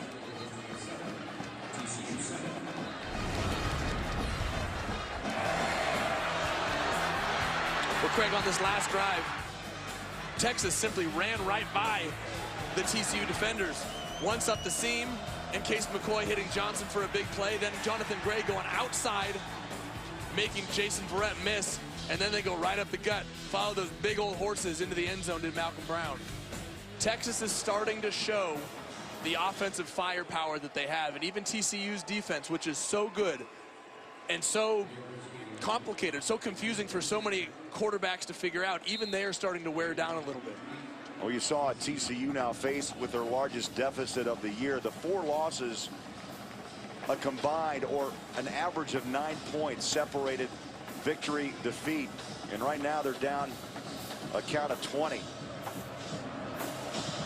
They've been in every ball game this year. The Texas now pulling away. Early 3rd quarter, taken at the 5-yard line is Catalan. They need a big play. He breaks one at the 40, tripped up. He was a step away from 6. Time for a Lowe's Never Stop Improving game break. And here's Patrick O'Neill. All right, well, in a game that started some 3 hours after your game, Stanford at Oregon State. After the Beavers fumbled the second-half kickoff, Tyler Gaffney, 9-yard. You can't bring him down. And it's now 13-3 in the 3rd quarter. So far, Stanford D real stingy to Sean Mannion. Craig and Joey, back to you. All right, thank you, Patrick. Craig Bolerjack, Joey Harrington in the booth, Ryan Neese down on the sidelines tonight here in Fort Worth. In the 3rd quarter, yes, a bit late. After rain and lightning delayed this game for over 3 hours. TCU with a big hill to climb, and they start on the ground on this drive as Catalan works his way to the 44. This is the position that TCU could not afford to be playing from. Casey Paul Hall getting his first real time since breaking his arm in week 2, having to climb out of a deep hole. I mean, the strength of this TCU team has been their defense, and they've allowed Texas to score 27 points. Paul Hall in the pocket, fires a dart, far side, just a little bit off his game. The intended receiver, Ladarius Brown.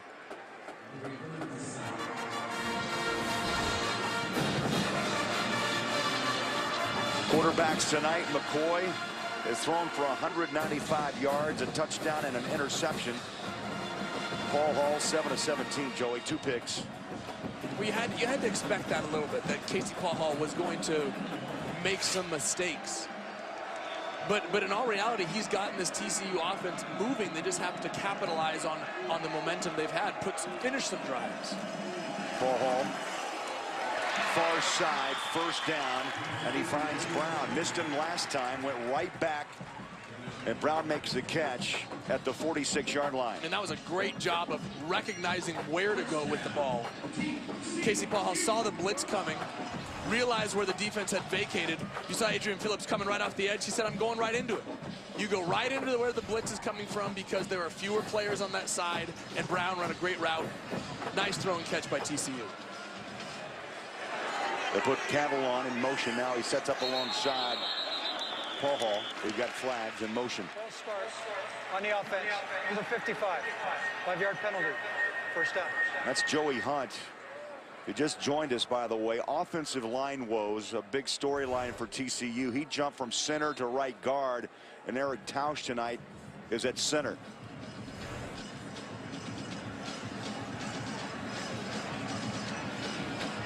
This front line, Joey's been banged up. Gary Patterson trying to do some patchwork.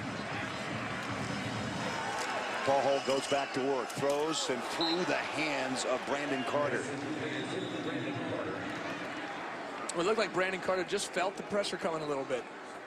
Just shortened up his arms instead of finishing the catch. He felt Carrington bind him on his back here. You got to make that catch. You got to make that catch on the sideline. I know someone's driving down on you, but those are the type of plays that you need to make if you're going to get out of a 2nd and 15 type of a hole.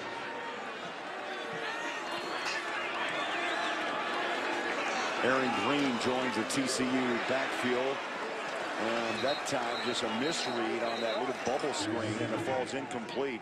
It was Green, the intended receiver. And it looked like Green either got caught up with the rush there or wasn't quite sure where he was supposed to go. As Casey Paul Hall was throwing the ball, Green was still wrapped up within one of the defensive linemen.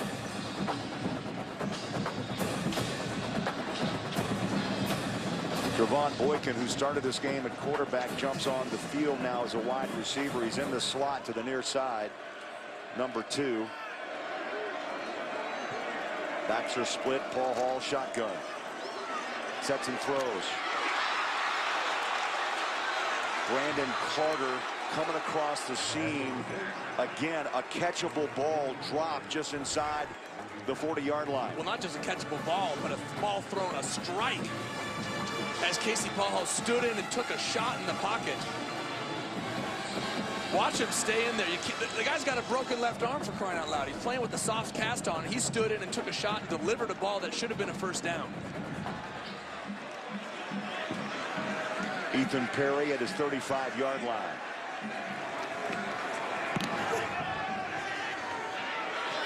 End-over-end kick. Jay Johnson, watch out. Flags out. He's up to 40, wide open. He's going to just trot in 30, 20, 10, 5, but hold on. Flag is back, 15-yard line.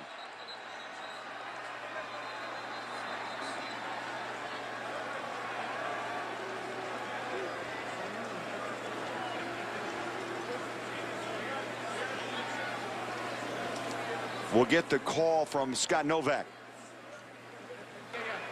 During the return, blocking the back, receiving team number 9, half the distance to the goal. First down, timeout.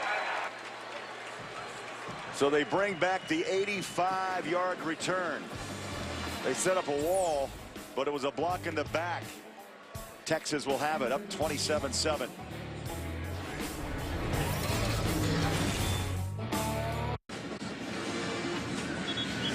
Fox Sports Supports is proud to partner with Johns Hopkins Medicine. Johns Hopkins is at the forefront of groundbreaking research into autoimmune disorders like multiple sclerosis and lupus. Join us in the fight against autoimmune disease. Donate by visiting hopkinsmedicine.org/Fox. 302 yards of offense for Texas. 180 for TCU. They ran, I mean, it's been even game with plays. Texas with the football, 6-yard line. McCoy. He's been hot of late, and again lays that ball right over the top. He caught a bunch of air. One official thought it was in. Now they discuss, and the other line judge runs up. He waved it incomplete, and they're having a conference at the 41. Well, whether it's complete or not, it could not have been a more perfectly thrown ball by Case McCoy. Kevin White does a really nice job.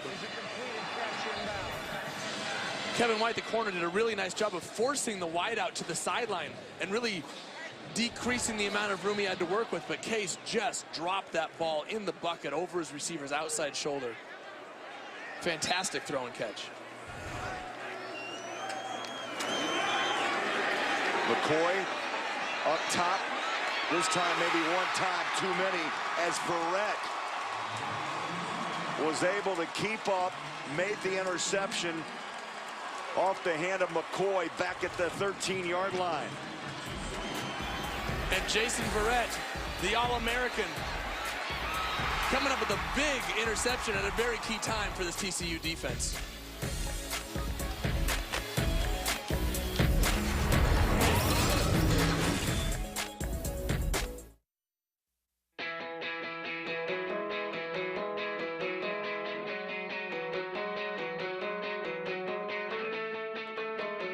For over 100 years, our alumni have been earning awards like the Nobel Prize, the Pulitzer, Olympic medals, and the Heisman Trophy. But there's no sense limiting yourself just yet. The University of Texas. What starts here changes the world. The new season of The Ultimate Fighter is powerful, relentless, epic, and it's just getting started. Catch the show critics say delivers the goods and see why they call Ronda Rousey and Miesha Tate the new best rivalry in sports. It's a marathon of The Ultimate Fighter starting Tuesday at 7 Eastern, then catch an all-new episode Wednesday at 10. It's only here on Fox Sports 1. TCU with Wayman James starts the drive and a pickup of 5 to the 19. Well, TCU needs to get something going. They need to patch together a drive. They've moved the ball fairly well, but have had inopportune drops and penalties. Haven't been able to finish drives and get points out of them. James and Catalan in the backfield with Paul Hall.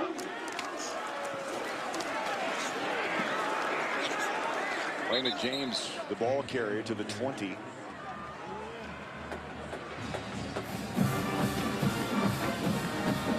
Clock runs up on 6 minutes left, third quarter. Well, this is a huge third down for TCU. They need to convert a first down, keep the ball, and get some sort of point, something positive out of this drive. Down 20 with 6 minutes left in the third quarter. You're running out of time if you're going to make a big comeback. Texas shows blitz on the corner. They bring.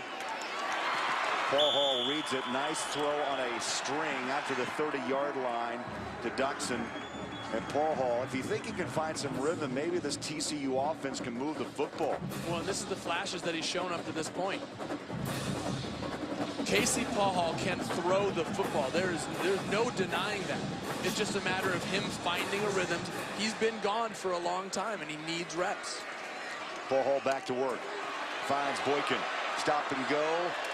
He's wrestled down at the 37-yard line. How about that? The old quarterback working with Paul Hall. Started the season as a wide receiver. There's a flag back at the 25. And these are the things that have plagued TCU Yes. all night. Drops on the last drive. Penalties here. It seems like every time Casey Paul Hall starts to get into a little bit of a rhythm, TCU shoots themselves in the foot.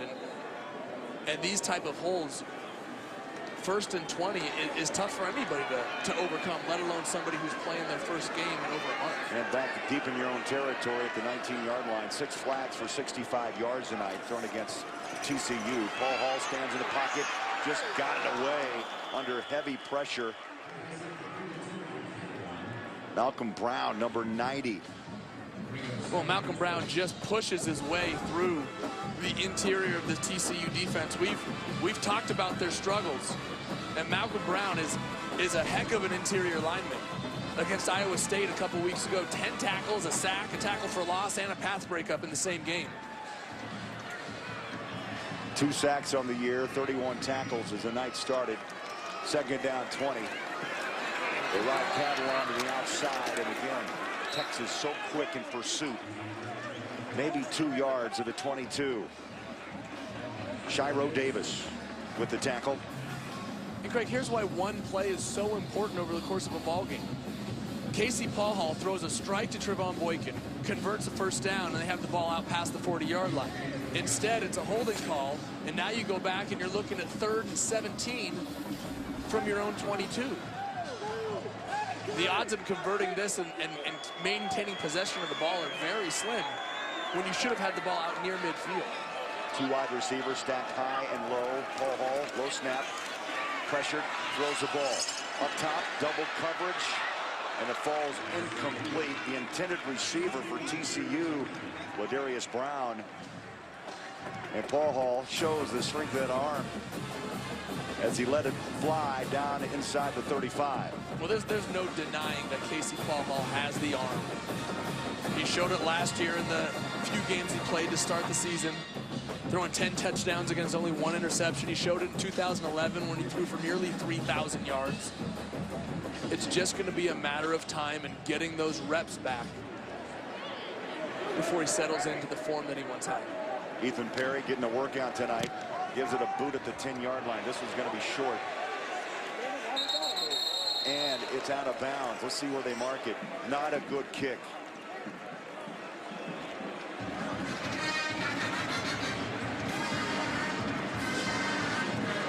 Texas at the 44-yard line. Fox Sports 1 starts off your Sunday mornings with Fox NFL Kickoff. As the guys get you up to speed in all that's happening around the NFL, then turn over to Fox to catch America's #1 pregame show. Fox NFL Sunday. Aaron Andrews sits down this week with Washington coach Mike Shanahan. You get more football later today on the East Coast, beginning at 11 a.m. Eastern, only on Fox Sports 1 and Fox. Really, TCU's defense right now has just got to make a stop somehow, some way, make a big play. Bouncing outside, Jonathan Gray. Forget it. They had him trapped back at the line of scrimmage, and instead of a loss of 1, he picks up a first down. Paul Dawson missed the block, and that let him hit the edge.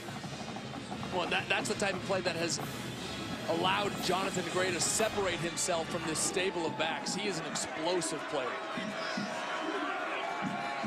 First down, 32-yard line of TCU, under 4 minutes left, third quarter. Knocked down. Gray, John Lewis broke through the Texas front for the tackle.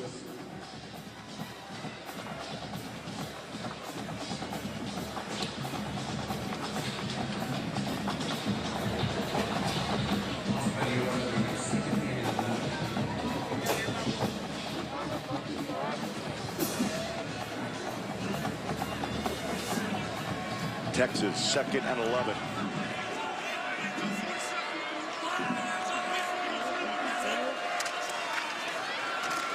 Straight ahead. Ryan Neese, we played about 18 minutes of football since the 3-hour weather delay. A little sluggish at times. It's a little sluggish at times, Craig. You're absolutely right. And Joe, you know, we've watched this TCU defense a lot this week. We have a lot of respect for the way these guys play, but right now they look a little mentally fatigued. They look a little physically fatigued right now. They're going to have to try to find a way to come together if they want to stop this Texas offense, because they're struggling right now. They're on their heels. They're giving up big plays, not only in the pass game, but the run game. They're kind of getting pushed around here into this third quarter.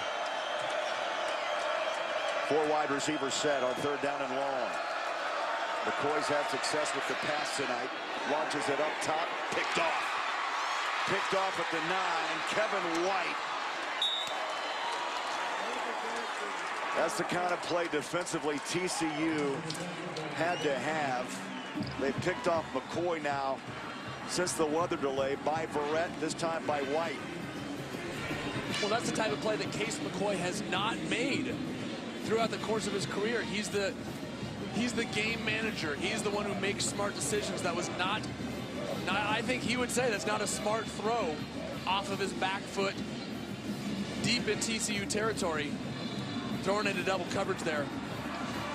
Granted, you have a 20-point lead, but still, that is not the ideal ball to be thrown right there. Maybe that's the emotional spark that TCU needs. Late third quarter, down by a count of 20. Paul Hall goes back to work, stands in the pocket, throws near side on the hands of Dotson. stops the clock as he's bumped out of bounds at the 41. Boy, and I continue to be impressed by Casey Paul Hall's arm strength. I mean, he threw that ball on a laser across the field, right to the perfect spot at his wide receiver's outside shoulder. The placement was great. The velocity was great. The decision was great by Casey Paul Hall. First down, 41-yard line. Pressure, Paul Hall throws. Try to get rid of it in a hurry over the middle. Nearly had it picked off, and he wanted number 14, David Porter. And you're seeing Texas's defensive game plan. It seems like every time they give up a play, they bring pressure to the next one. Here you see it coming up the middle. Cedric Reed gets in there, jumps up and tries to bat it down. But TCU needs to recognize that. The receivers need to recognize when pressure comes, adjust their routes accordingly. You saw Casey Paul getting on his receiver about 5 hours ago prior to the delay. 2 sacks, 5 hurries on Paul Hall. Quick throw, near side, and the catch by Brown. Forward progress to the 47. And that may not seem like a important pass, but that takes you from 3rd and long to 3rd and 4. And we mentioned it earlier, when they were 3rd and 17, it's nearly impossible. 3rd and 4 and your playbook opens up. You have the option to run it, throw it, and you really keep a defense guessing.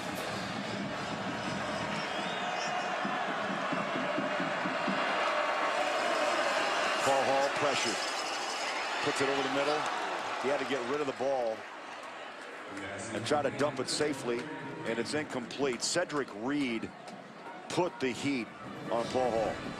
Well, the pressure forced Paul Hall to throw this before he wanted to. Aaron Green is running right up the middle. He's isolated on the middle linebacker Santos because Texas is in a cover 2, which means 2 high safeties are each playing a half of the field. The middle linebacker is going to be isolated on the running back. Casey Paul Hall was simply forced to throw that sooner than he wanted and just kind of guess a spot and put it up over the top. I think you know the game plan, because you mentioned it again about the pressure after completion. They bring the heat, and they brought the blitzer again.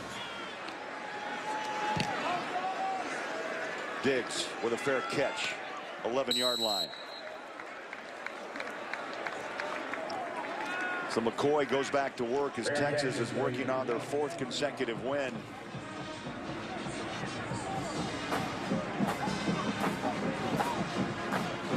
Big story since the weather delay, that front line of Texas. Well, they've been coming from all angles. They started the game, Jackson Jeffcoat with a big sack fumble. Cedric Reed has been involved, Malcolm Brown a few plays ago, all getting pressure on Casey Paul Hall. Most of that pressure, too, coming off the left side of Paul Hall. That's where he's wearing that soft cast on his left forearm. He fractured in week 2. Paul Hall keeps picking himself up and coming back for more. Little misdirection by Texas. It's Gray as he's knocked down at the 17-yard line. Good pursuit by Verrett. And we saw that fake reverse from Dajay Johnson that we saw earlier, way earlier in the first quarter. That reverse action keeps the TCU contained defenders at home and allows the offensive line to open up bigger holes for the running back. Final minute of the 3rd. Under center, McCoy. Right side goes Texas, and the ball carrier, Jonathan Gray. Paul Dawson has been around the ball all night, the middle linebacker with another tackle. And Texas will not run another play here in the 3rd. They'll let the clock run out.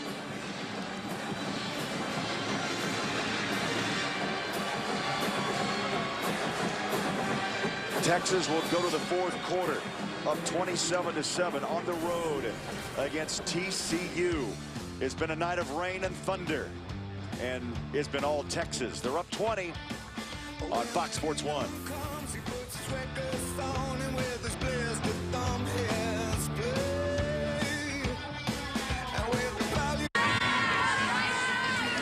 As we move up on midnight Central Time, how about a game summary brought to you by Ford Service.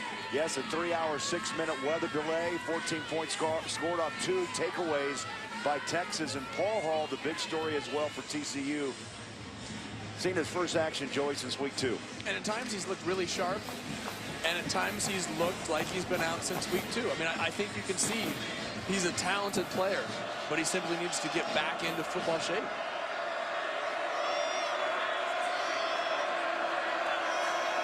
Longhorns start this drive. They start this quarter at the 20. And Gray, the ball carrier, just past the 20 to the 21-yard line. What a backfield of Gray, Brown, Bergeron. Mac Brown's got his choice. Bergeron not getting the carries, Joey, as he has in the past because of some fumble problems. Well, yeah, he's fumbled each of the last 2 games for Texas. And how many times do you see the running back who scored 16 touchdowns last year end up 3rd on the depth chart? Anthony Farah will punt inside his own 10.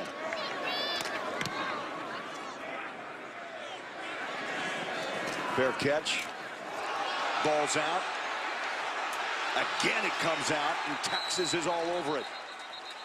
The special teams of the Longhorns smother that football, and they've got it at the 31-yard line.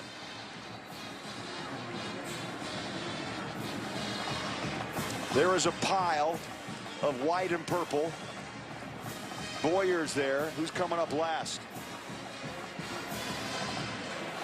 Well, Craig, you got to give the credit for this to Farah. I mean, he hit that thing a mile in the air. And when you punt the ball so high, it allows your coverage team to get down under it. And simply what happened is Leroy Scott comes up out of the pile, number 31. The coverage team for Texas just pushed TCU's players into the return man's way. Watch this. He calls the fair catch, and that ball hung up in the air for so long that there were probably 4 or 5, 6 TCU defenders that were in the area, and he simply just got blocked right into his return man. Looked like that ball faded a little bit to his right as well. It's like a pitcher throwing a nice little splitter that just dives at the end, right? It did. Texas up 27-7. Great field position to start this drive. On the edge comes Johnson, and he races down the sideline. Out of bounds he goes at the 23. Beijay Johnson, he's got hands, he's got legs, he's got great speed, and he's only a sophomore. Miscues tonight. 3 turnovers for TCU. They had 4 a week ago. Gray stacked up at the 22. Close to a first down. Well, Craig, those turnovers, one came on TCU's own 3-yard line. One play later, Malcolm Brown punched it in. The next came on a Casey Paul Hall interception, where if he would have thrown the ball a little bit higher, given his player a chance to run under it, it would have been a walk-in touchdown. And not only did it not result in the touchdown for TCU, but Texas took the ball, marched down, and scored a touchdown there. Longhorns awarded the first down.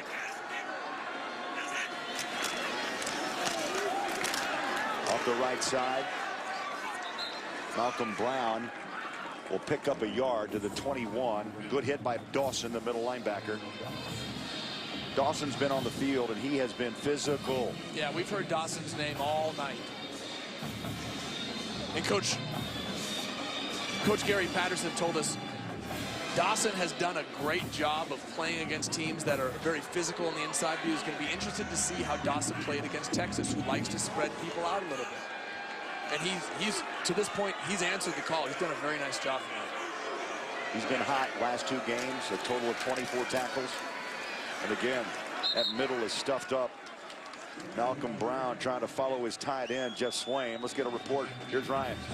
Joey and Craig, I got a question for you guys. I know Texas has their deep at running back, obviously, with Gray and Brown, but you would think that they would let Bergeron come back in, start getting some reps, get accustomed to holding on to the ball. You got to get game reps. You got to practice it. And this is a great opportunity for them to do that. You know they're going to try to run out the clock with the run game. That's a good question. Sometimes you wonder how long a coach lets a player sit and think about it. Well, they have the luxury of 3 guys who can all carry it. Low snap handled by McCoy. Off his back foot, throws it in the corner. And that ball is incomplete. Kendall Sanders was one-on-one with Kevin White. And again, great coverage by Kevin White. Kevin White has seen the majority of passes this season come his direction because people avoid the All-American on the other side, Jason Verrett. And I got to be honest, I've been very impressed with the play of Kevin White up to this point in the season. He's done a very nice job of handling the volume of balls coming out. Anthony Farah will try a 36-yard field goal attempt. Boots it long enough, and it is good from 36. Texas now leads 30-7 on the road in Fort Worth.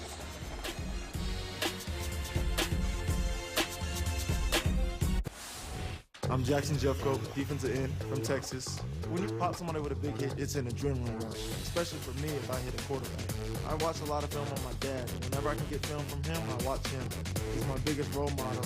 I love to go fishing. My siblings come with me. I have a twin sister. Well, definitely Bevo is the best. That's our guy. What a family tree. His dad, as he mentioned, his role model, Jim Jeffcoat, made his name defensive front for the Dallas Cowboys. Now the Jeffcoat name is synonymous around Texas.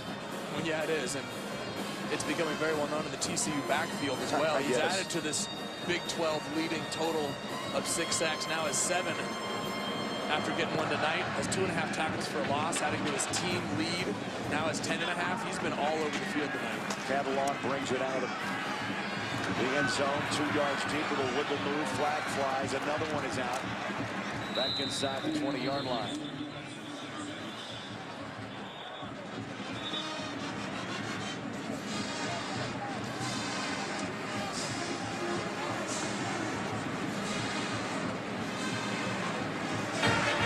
During the return, block in the back, receiving team number 16. Half the distance to the goal. First down. Well, Craig, if you're TCU right now, this is a great chance to get Casey Paul some live reps. I mean, you're probably going to be throwing the ball a lot right now, and it's a chance to just go out and make good decisions if you're Casey. Don't try and get it all back at once.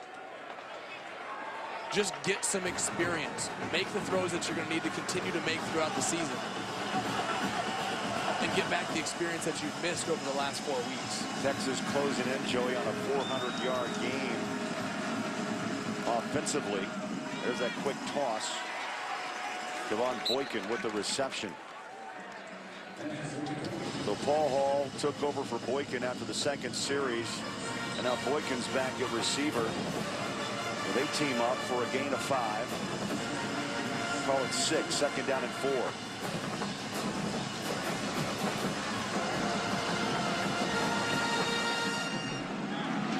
Jordan Moore will join Green in the backfield.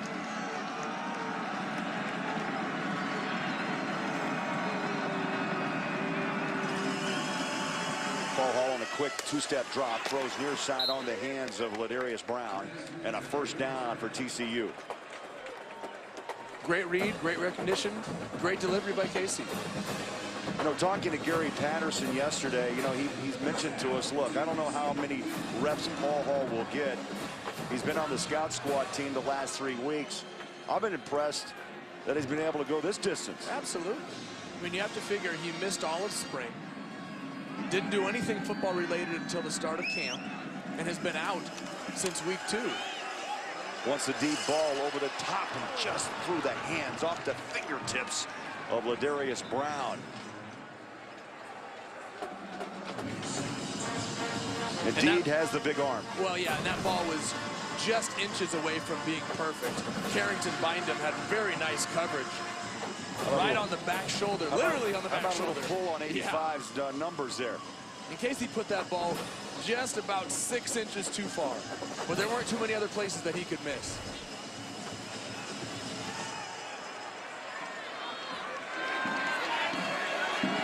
Second down and 10. Play clock runs under 5. Paul Hall back to work, short pass, and it's through the hands, incomplete. We've seen that many times tonight. Jawan Story, the intended receiver. He's a transfer sophomore out of Florida. So you have to be frustrated I call you the old gunslinger for a reason, but there are just nights receivers just aren't tuned in with you. Well, yeah, I mean, I was trying to count, just quick count in my head. I can think of at least 4 drop balls already. I'm sure we could find a couple more. But those are the plays that take you from just under 50% completions to over and convert first downs and keep you on the field. 3rd down and 10. That ball's incomplete. Boykin, the intended receiver, and Gary Patterson looks on. You can. Hey, Craig, that face tells you a lot. Well, that was simply not enough reps by the receiver, who's Trevon Boykin, but playing quarterback. Exactly what I was about to say is that receiver needs to cross the face of the defender. The whole middle of the field was open, and when you run that seam route, you have the opportunity to keep it straight up the field if you have man coverage and a single safety in the middle, or if the middle's open, cross his face and get in there. Boy, high snap. Texas brings some pressure, and the kick is away. Ball comes out, and it looks like it is covered up by Texas at the 29-yard line. We'll take a break. Just over 10 minutes left. 30-7, Texas.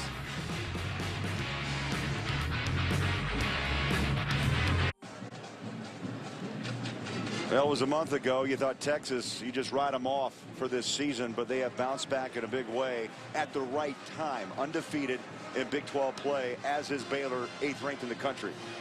Well, yeah, that's the key one right there, is 3-0 in conference. You don't need to see the 2 losses non-conference. Texas has games in November against Oklahoma State and Texas Tech, which could set them up for a big showdown against Baylor at the end. Gray runs the ball to the 30-yard line.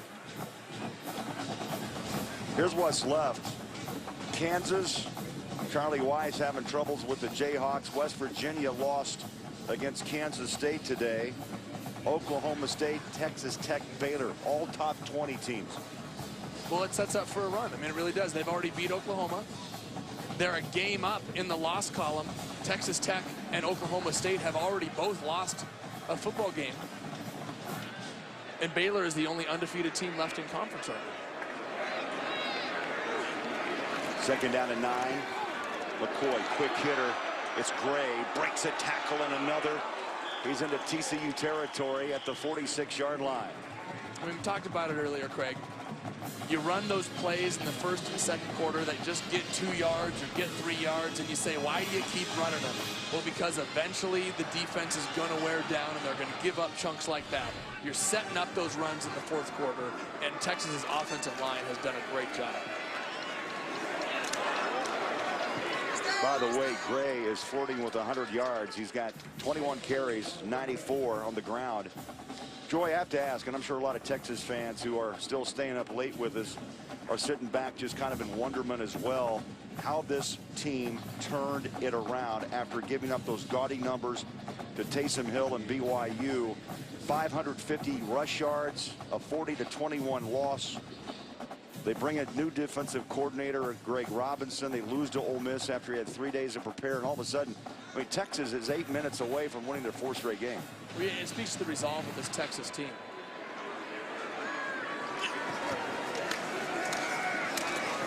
Nice cut. Another nice cut back by Gray. Flag is out. Near the 1st down marker is Gray.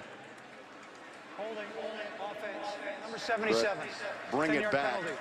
2nd down. Kennedy Estelle, 77, the right tackle. Well, Craig, going back, there's never been any dispute that Texas has the talent to win football games. Jackson Shipley, Mike Davis, Jonathan Gray, Malcolm Brown, David Ash coming into the season. Joe Bergeron. I mean, this Texas football team on both sides of the ball, Quandre Diggs, Carrington Bynum, Jackson Jeffcoat, they've got all sorts of talent all over the place. It's been a matter of finding a system in which they feel comfortable to just cut loose and play, and I think that's what Greg Robinson has done. He's simplified things so they can just use their talent. Don't think, just react and play. Malcolm Brown joins McCoy in the Texas backfield. And up the middle he goes for a couple. I think it's an interesting point because Greg Robinson, when we talked to him, Joey, was pretty simple himself. He had a little time to evaluate. you realize the athleticism of this defense, and as you mentioned, the simplification. When you have good athletes, 4- and 5-star recruits, don't you just let them play? Well, yeah, you have to give them a little bit of structure in which to work and then say, just cut it loose and don't think. I mean, you can get extremely creative and drop the most complicated defense in the world to try and confuse an offense, but a lot of times you just end up confusing yourself. 3rd down and 17 for Texas. They'll run it up the middle to midfield. And the Longhorns will be forced to punt with just over 7 minutes remaining. And up by a count of 30-7. Mac Brown took a lot of heat. He's taken a lot before. And he told us a couple of times over the phone, you know, he stays positive. He has a certain core of individuals, Joey, that he trusts. And that's who he listens to. Well, in 16 years, you're going to handle a little bit of adversity. It's inevitable. And Mac Brown has always done it with class. Punt is up. And a fair catch back at the 15-yard line. Timeout in Fort Worth. Down the stretch we go. Texas reeling in a win. Up 30-7 against TCU.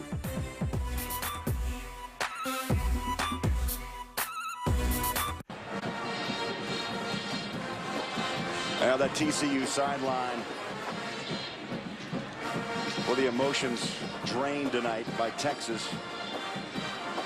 Joey, I really thought TCU maybe after the rain delay would come out a little kick in their step with this home field advantage. A lot of fans stayed around, but Texas came out renewed.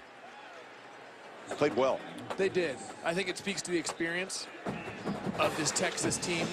You know, a lot of these guys, Espinoza, Walters, Hopkins up front, Case McCoy, Malcolm Brown, Shipley, Quandre Diggs, Bindum, they were all playing as freshmen and sophomores.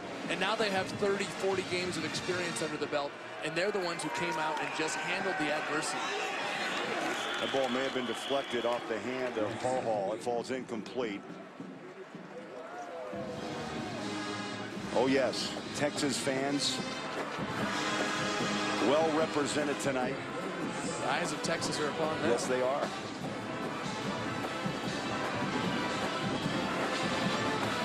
As you look ahead, Joey, you mentioned the schedule gets tough in the final 3 weeks for the Longhorns. Next week, Kansas, who's had their own struggles. TCU will battle West Virginia. Paul Hall out of the pocket, slides at the 19. Well, you never like to think of a game as a gimme. But in the Big 12 right now, Kansas and West Virginia are the two teams that are really struggling. And those are the next two teams up for Texas. I mean, this really gives them a chance, coming off of a bye last week, beating a good TCU defense tonight. They can really sharpen things up over the next 2 weeks and get ready for that stretch run and make a push at the Big 12 championship. And who would have thought that after week 3 that we'd be talking about the Texas team challenging for a Big 12 championship? This will be the 10th punt of the night for Perry. Well, he's had some struggles keeping the ball in bounds tonight. It takes a ricochet out of bounds back around the 45. That's where Texas will take over with a comfortable 23-point lead.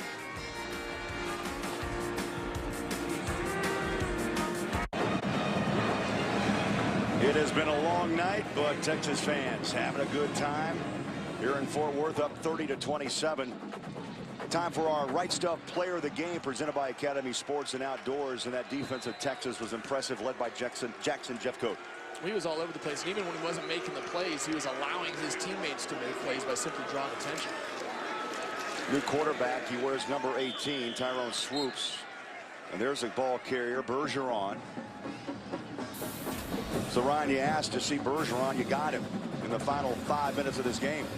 Well, I think it's important for him to get in. You know, it gives him an opportunity to gain his confidence. Obviously, he had some issues in games previously fumbling the ball, but now he has an opportunity to go against a live defense, secure the football, and find a way to close out this game for his offense.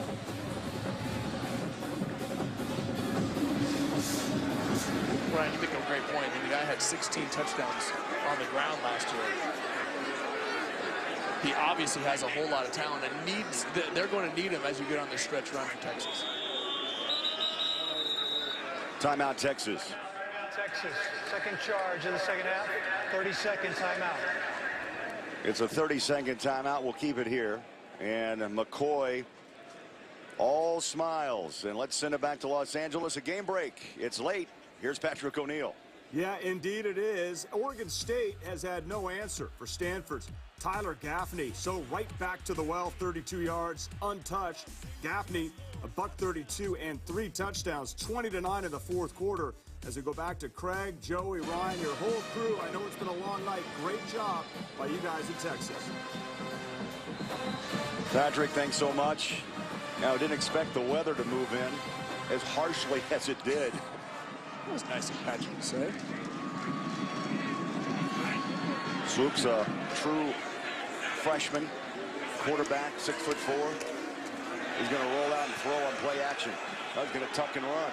Long strides, and he dances out of bounds at the 38-yard line. Now, that's a smart play for an 18-year-old. Not throwing the ball and risking an interception was a smart play. He used his legs to get the first down. The favorite thing about Texas, he says it's about tradition. That's why he's a Longhorn. Well, there's a lot of tradition in Texas.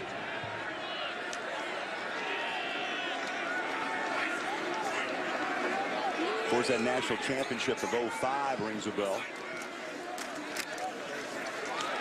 Couple Heisman trophies in there.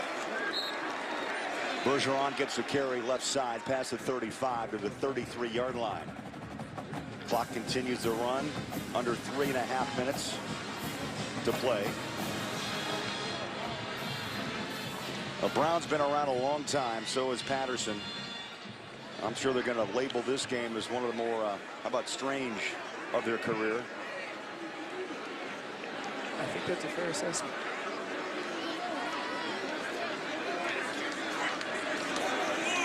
Texas closing in on a 200-yard game tonight on the ground. They were good last week, as I mentioned earlier, 255 in a win against Oklahoma. Bergeron again the ball carrier. And now flags out.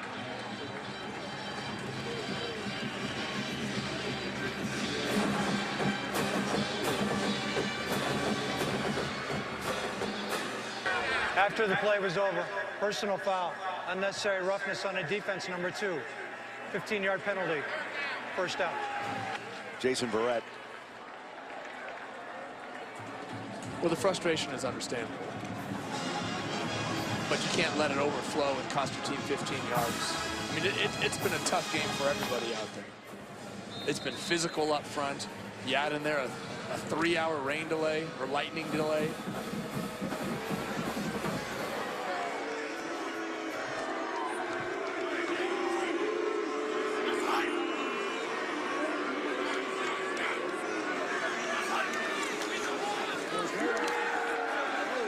Swoops on play action. Stiffs arms, and he is bumped out of bounds. They'll lose a couple, maybe 3, back to the 23. That stops the clock at 2:21.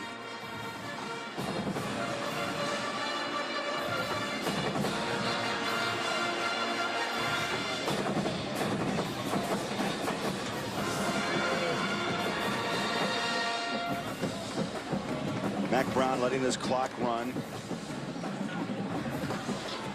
Second down at the 23.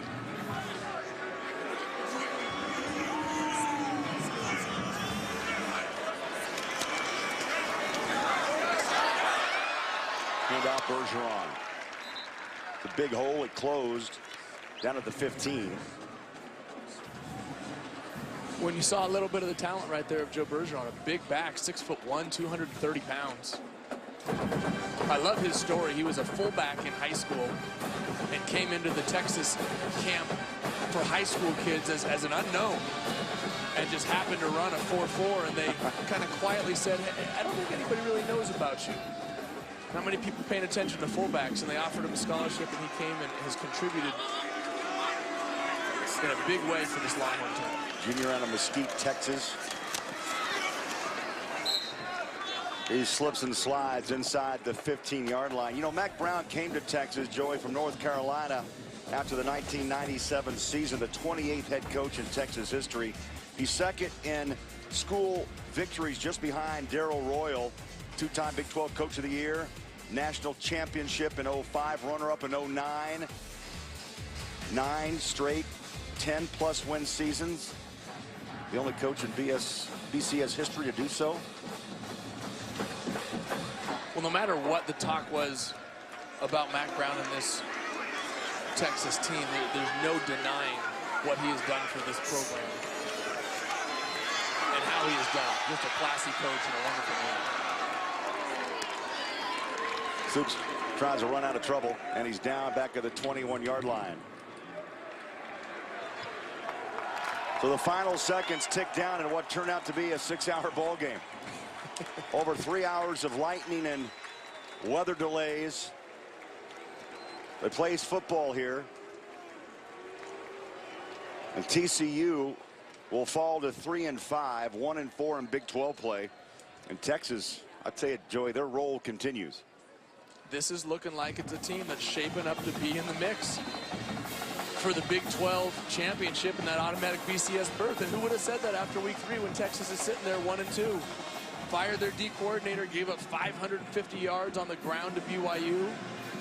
This is a good Texas football team right now. Longhorns with 4 straight wins. Kansas State, Iowa State, Oklahoma, and tonight on the road against TCU. Two coaches shake hands at midfield, and the final seconds are done. And for Joey Harrington, Ryan Neese, this is Craig Bolerjack. We say good night from Fort Worth, where once again, Texas with a 30-7 win. Coming up for those of you watching on Fox Sports 2, it's MotoGP World Championship, the Japanese Grand Prix. You've been watching Fox College Football, presented by Geico.